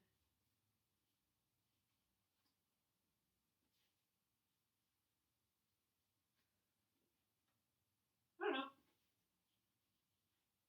Maybe it's kind of fun with the yellow going through there. I kind of like it like this. Why don't we go right there? We'll do that. AC in the day, heat at night. Oh, that's kind of goofy.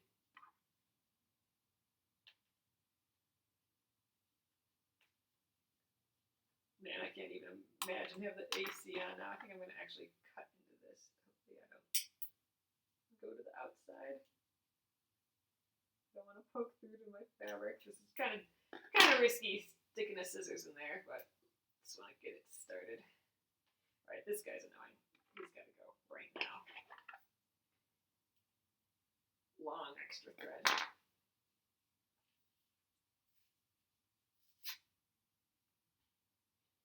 Yeah, I think I got just this little part glued down. Bye, little hedgehog.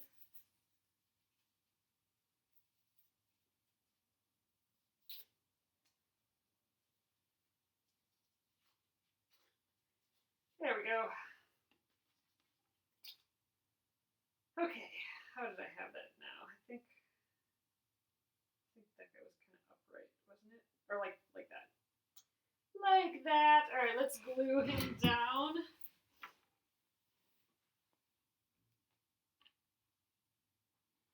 I think this whole gluing thing is working just fine for me today, which is nice. The nice thing is I don't get stuck on all those pins everywhere. That's getting annoying. How do I do that? Yeah, like this, I think. So I'm lining up those edges that I drew on. Although I'm noticing I'm getting awfully close to my outside edges. I might have to just scrunch in a little because, yeah, I mean, I'm barely have a 1/4 inch here. So I'm going to err on the side of going a little closer towards the center. I don't think this one will have a problem with down here, but these two sides, I'm getting a little close. So keep noticing your edge yet. That's important. Otherwise, I'm going to have this sewn into the quilt once we do it. All right, there we go. Let's, first let's close the glue. If you wanted an Adorable Kids series, BBC one has Sarah and Duck. Oh my gosh, that sounds cute. All right.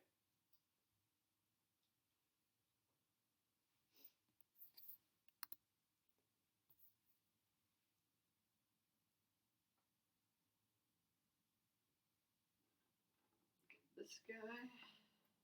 Oh, again, I did too much thread there.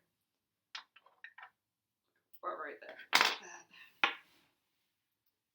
I think we might just go for finishing this today. I was not expecting that. We just have this a medium-sized circle and then that small circle, and then all we have to do is trim the whole thing. That should take like 2 seconds.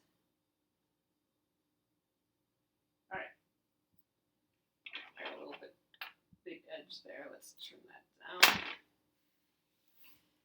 All right, I think, I don't know, let's just start here. Doesn't really matter where we start. Oop, this guy, he can go out of the way.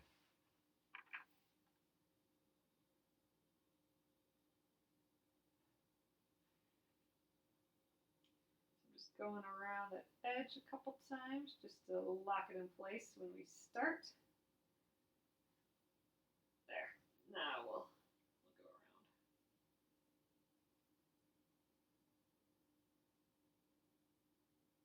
This is not taking the time that I thought it would today though, so let's hope all of my other unfinished blocks run smoothly like this one. That'd be cool.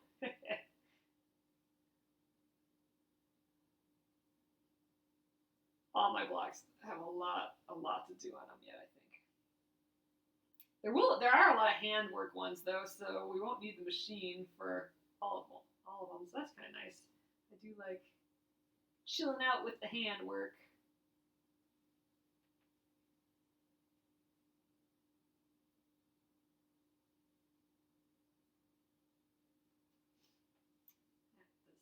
This little yellow juncture here. Hi, Carol.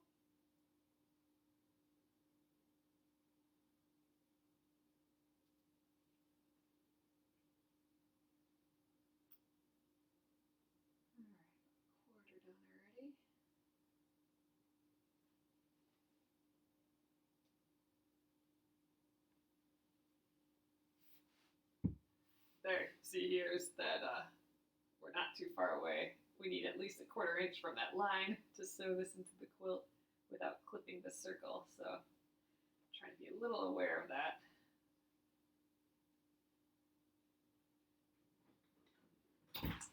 And yeah, just this and the one other little circle. This is wacky fabric. I do have to say, I bet you this is my wackiest fabric block out of all of them. I suppose we'll see. I'll have to lay them all out again soon once we get closer to finishing all these blocks, all my unfinished ones. Or if I go visit my parents again soon, then maybe I'll lay them all out, even though I'm not finished.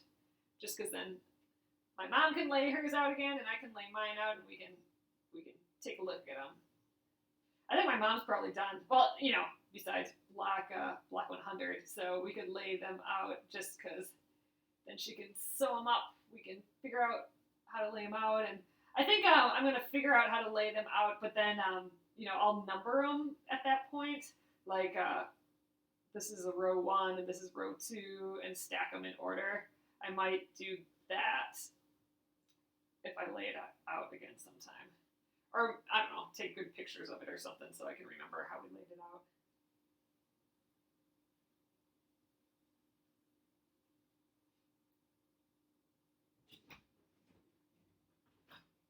About halfway around, maybe not quite halfway around, but just about halfway around with this circle, and then just the one left. I can't believe it. That's good.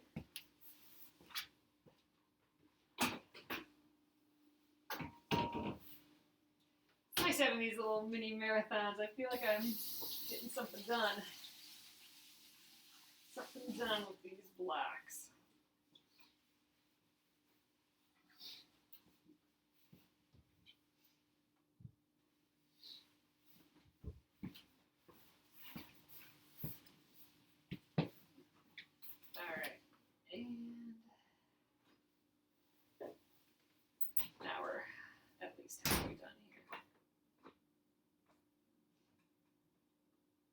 Already knocked out, then it, yeah, exactly, the other ones, let's just pretend that the other ones will go super fast, Cora. That's what I'm hoping. But yeah, this one's going much faster than I thought. Super happy about that. Oh yeah, when we do the whole quilt by like laying it all out and putting it together, or kind of laying it out and grouping the rows and stuff together, then it will be really easy to sew, as long as we just have them labeled, which I haven't actually done a lot of. Usually when I lay out a quilt, I'll just keep it on the floor and then sew it up right away, but I think for this one, I'll lay it out, label everything really well, like just stack them in the order that I want them in, and then label each row. And we'll see from there. Although I don't know if I'm ready for that yet, because I do want to do some other, you know, I'm doing those blocks that are made out of all of my scraps. I want to make more of that kind of fabric, you know, that scrappy fabric that we've been making. I want to do some more of those, because ultimately I still think I want this to be a quilt that's 10 blocks by 11 blocks, because I do have a couple extra blocks. Technically, you know, it's 100 blocks, right? So it should be 10 by 10. But I have one bonus block that I did before we started this, and then I have a couple of those ones that we made fabric. So I have at least like 3 extra. So in theory, I could start another row to make a 10 by 11 rows. And I would just need 7 more blocks. But I bet you I could make 7 more blocks out of all my scraps. Like the more of those weird fabric scrap blocks. So we might just have a big old goofy sewing session of making a pile of those, 7 more of those that I can pepper in somewhere on the front. So I can make it, stab myself. So I can make it 11 or 10 by 11 instead of 10 by 10. We'll see. All ideas that, you know, I don't have to deal with quite yet because I'm not done with these yet. Oh, I know, and then the kitty black.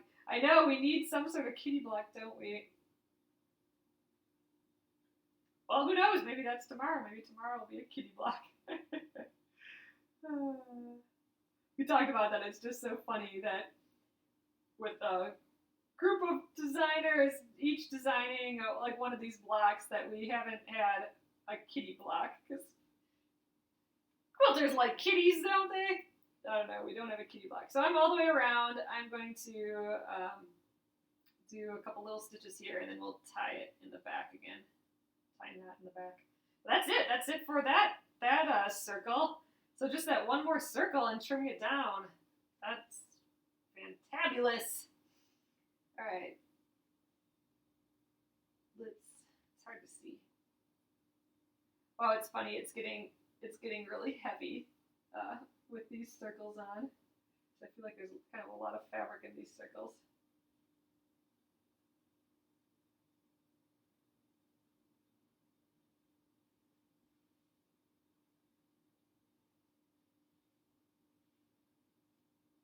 Alrighty. I know, kitty block.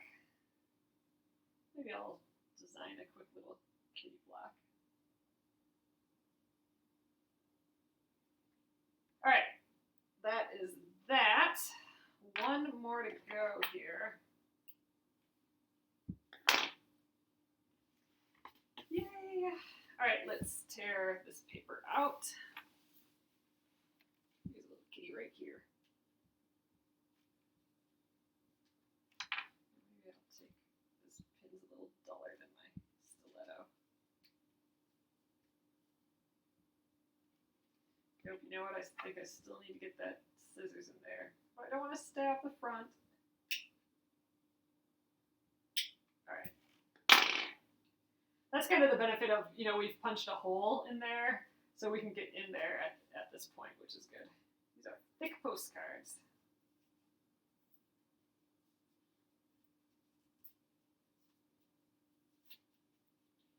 After we just get one edge, then the rest kind of pops out.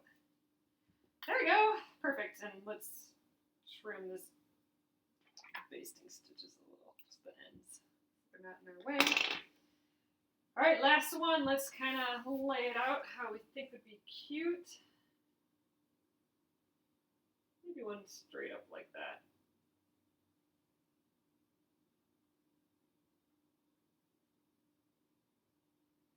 Maybe like that. Kind of like that. All right, we'll do that. Oop.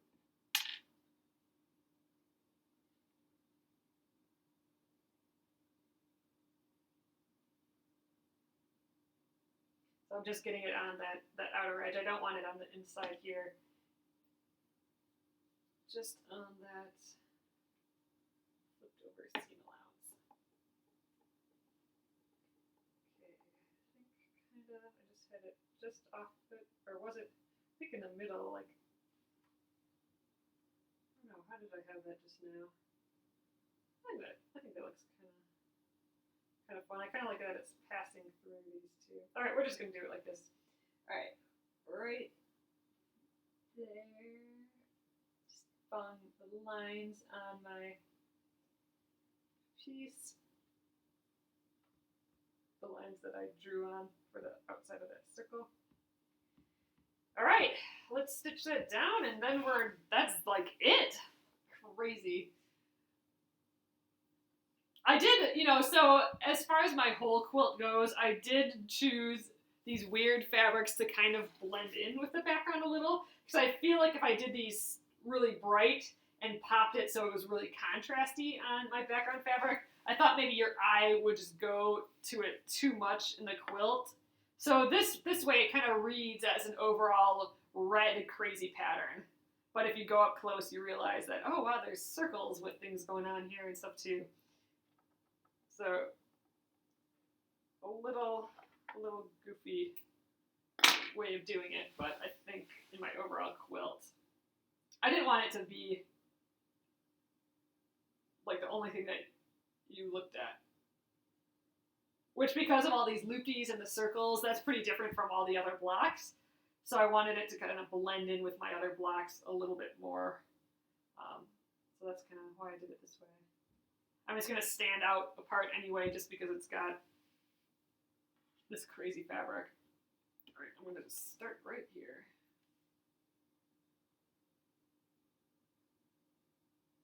I love this little zigzaggy red and white fabric. It's one of my favorites, I think.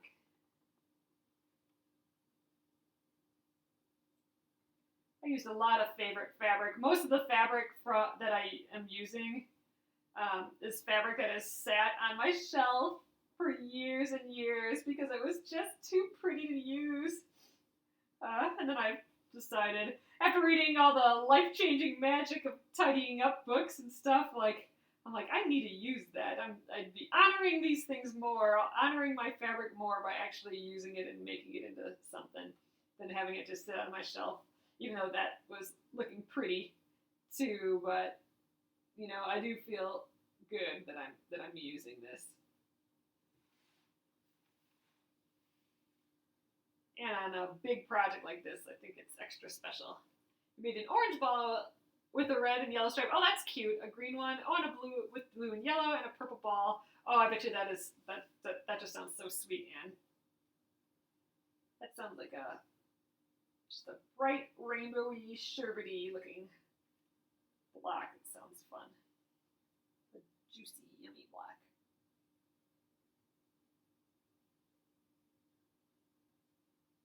All right. Through all that thick part there of the squiggle going behind. So we could spend some time on this one just wetting it down with water and getting rid of our markings with the water soluble marker, but I think I'm just not going to worry about that. You can't see them very much on this block, and when we're done, we will we'll probably give this a little wash or something. I don't know. I think I'm going to wait till after it's sewn in to deal with it. Sewn into a bigger quilt. That's probably what I'll do. I'll sew everything into the bigger quilt, and then I'll go over the whole quilt and just find little bits that need to be, little threads that need to be trimmed, or little markings that I want to just with a damp cloth take off. I'm going to wait till it's all sewn in for that. I still can't believe we're getting this block done. I didn't think I'd get this done in a million years in one go like this, but yeah, I think it's just because those loop-de-loops went so much smoother than I thought. And you know what? Yay for the glue. I was not expecting that to work as well as it did today either.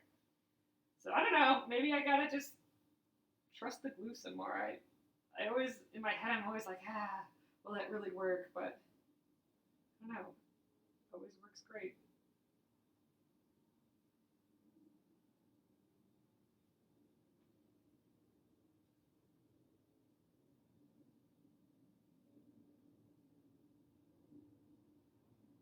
Okay, we're at least halfway now, I think. Just about, not quite.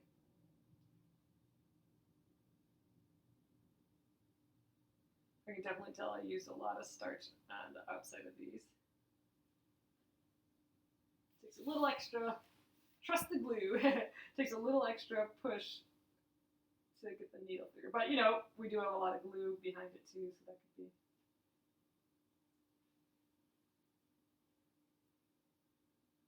I think we just got a lot of fabric back there.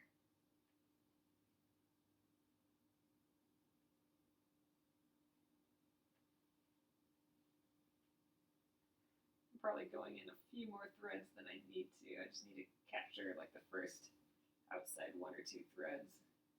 My stitches keep getting bigger and bigger too. Oh well, I think it'll stay down yet. I think I'm just antsy to get it done.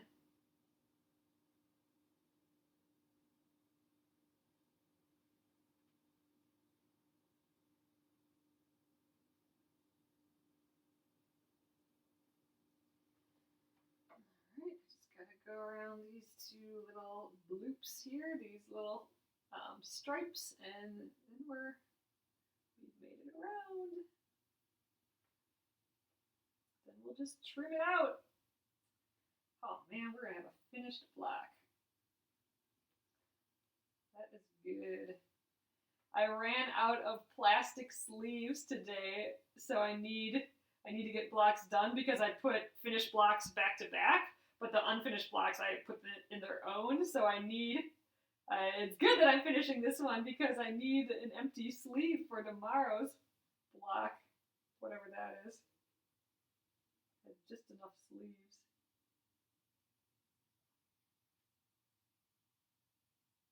Plastic sleeves for my binder, where I'm storing all my blocks. Actually, two binders. I have two 3-inch binders.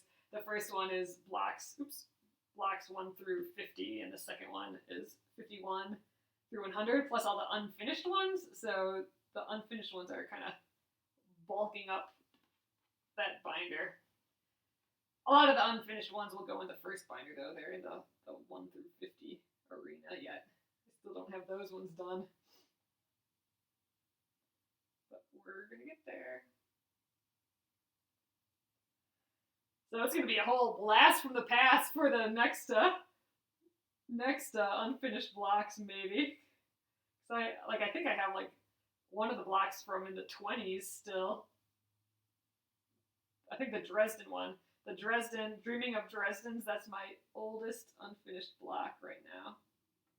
But like we have that Inchy Hexy Club, that one's getting up there and how old it is, and it's time to get some of those ones done. But this one was calling me today,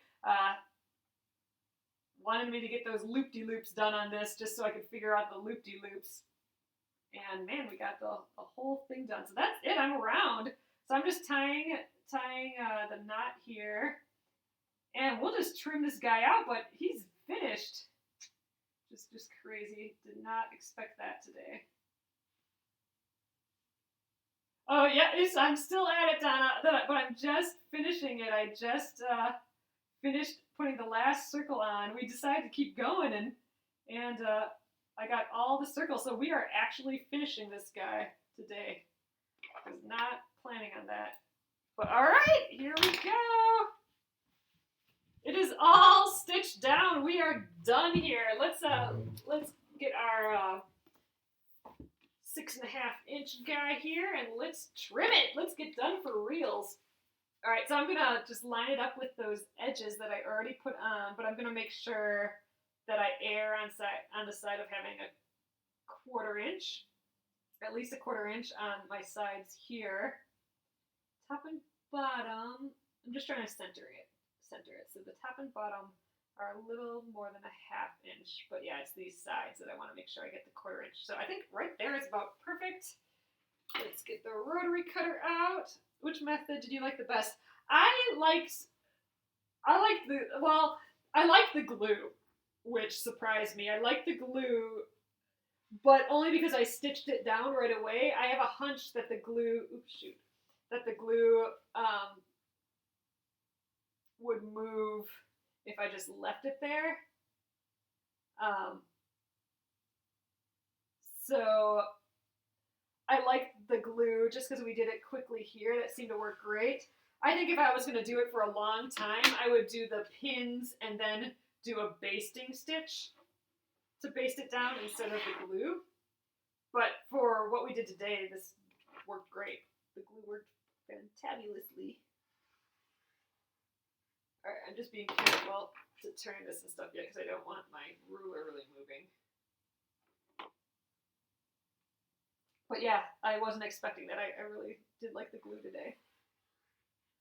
Okay, that is it. Let's peek.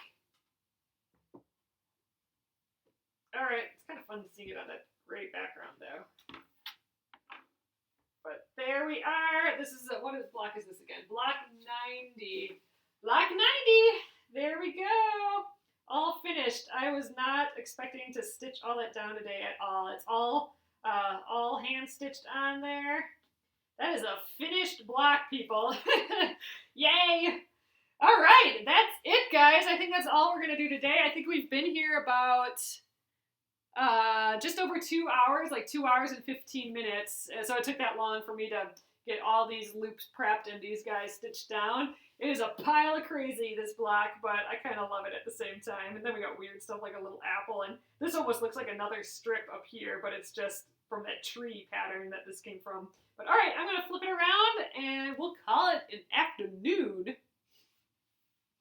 Hey again, everyone. So here we are, all finished. I gotta say, this is probably one of my wackiest blocks, just color choices, but I still totally love it. I wanted it, like I said, I wanted it to blend into the background a little bit, so that's why I chose colors that kind of blended in. But, you know, then you look up close and there's all that detail. It's just so fun. Can't believe we finished it. I feel good about that, that's for sure. So I think we're back down to 10 unfinished blocks instead of 11, so that's exciting. I didn't think I'd get there today.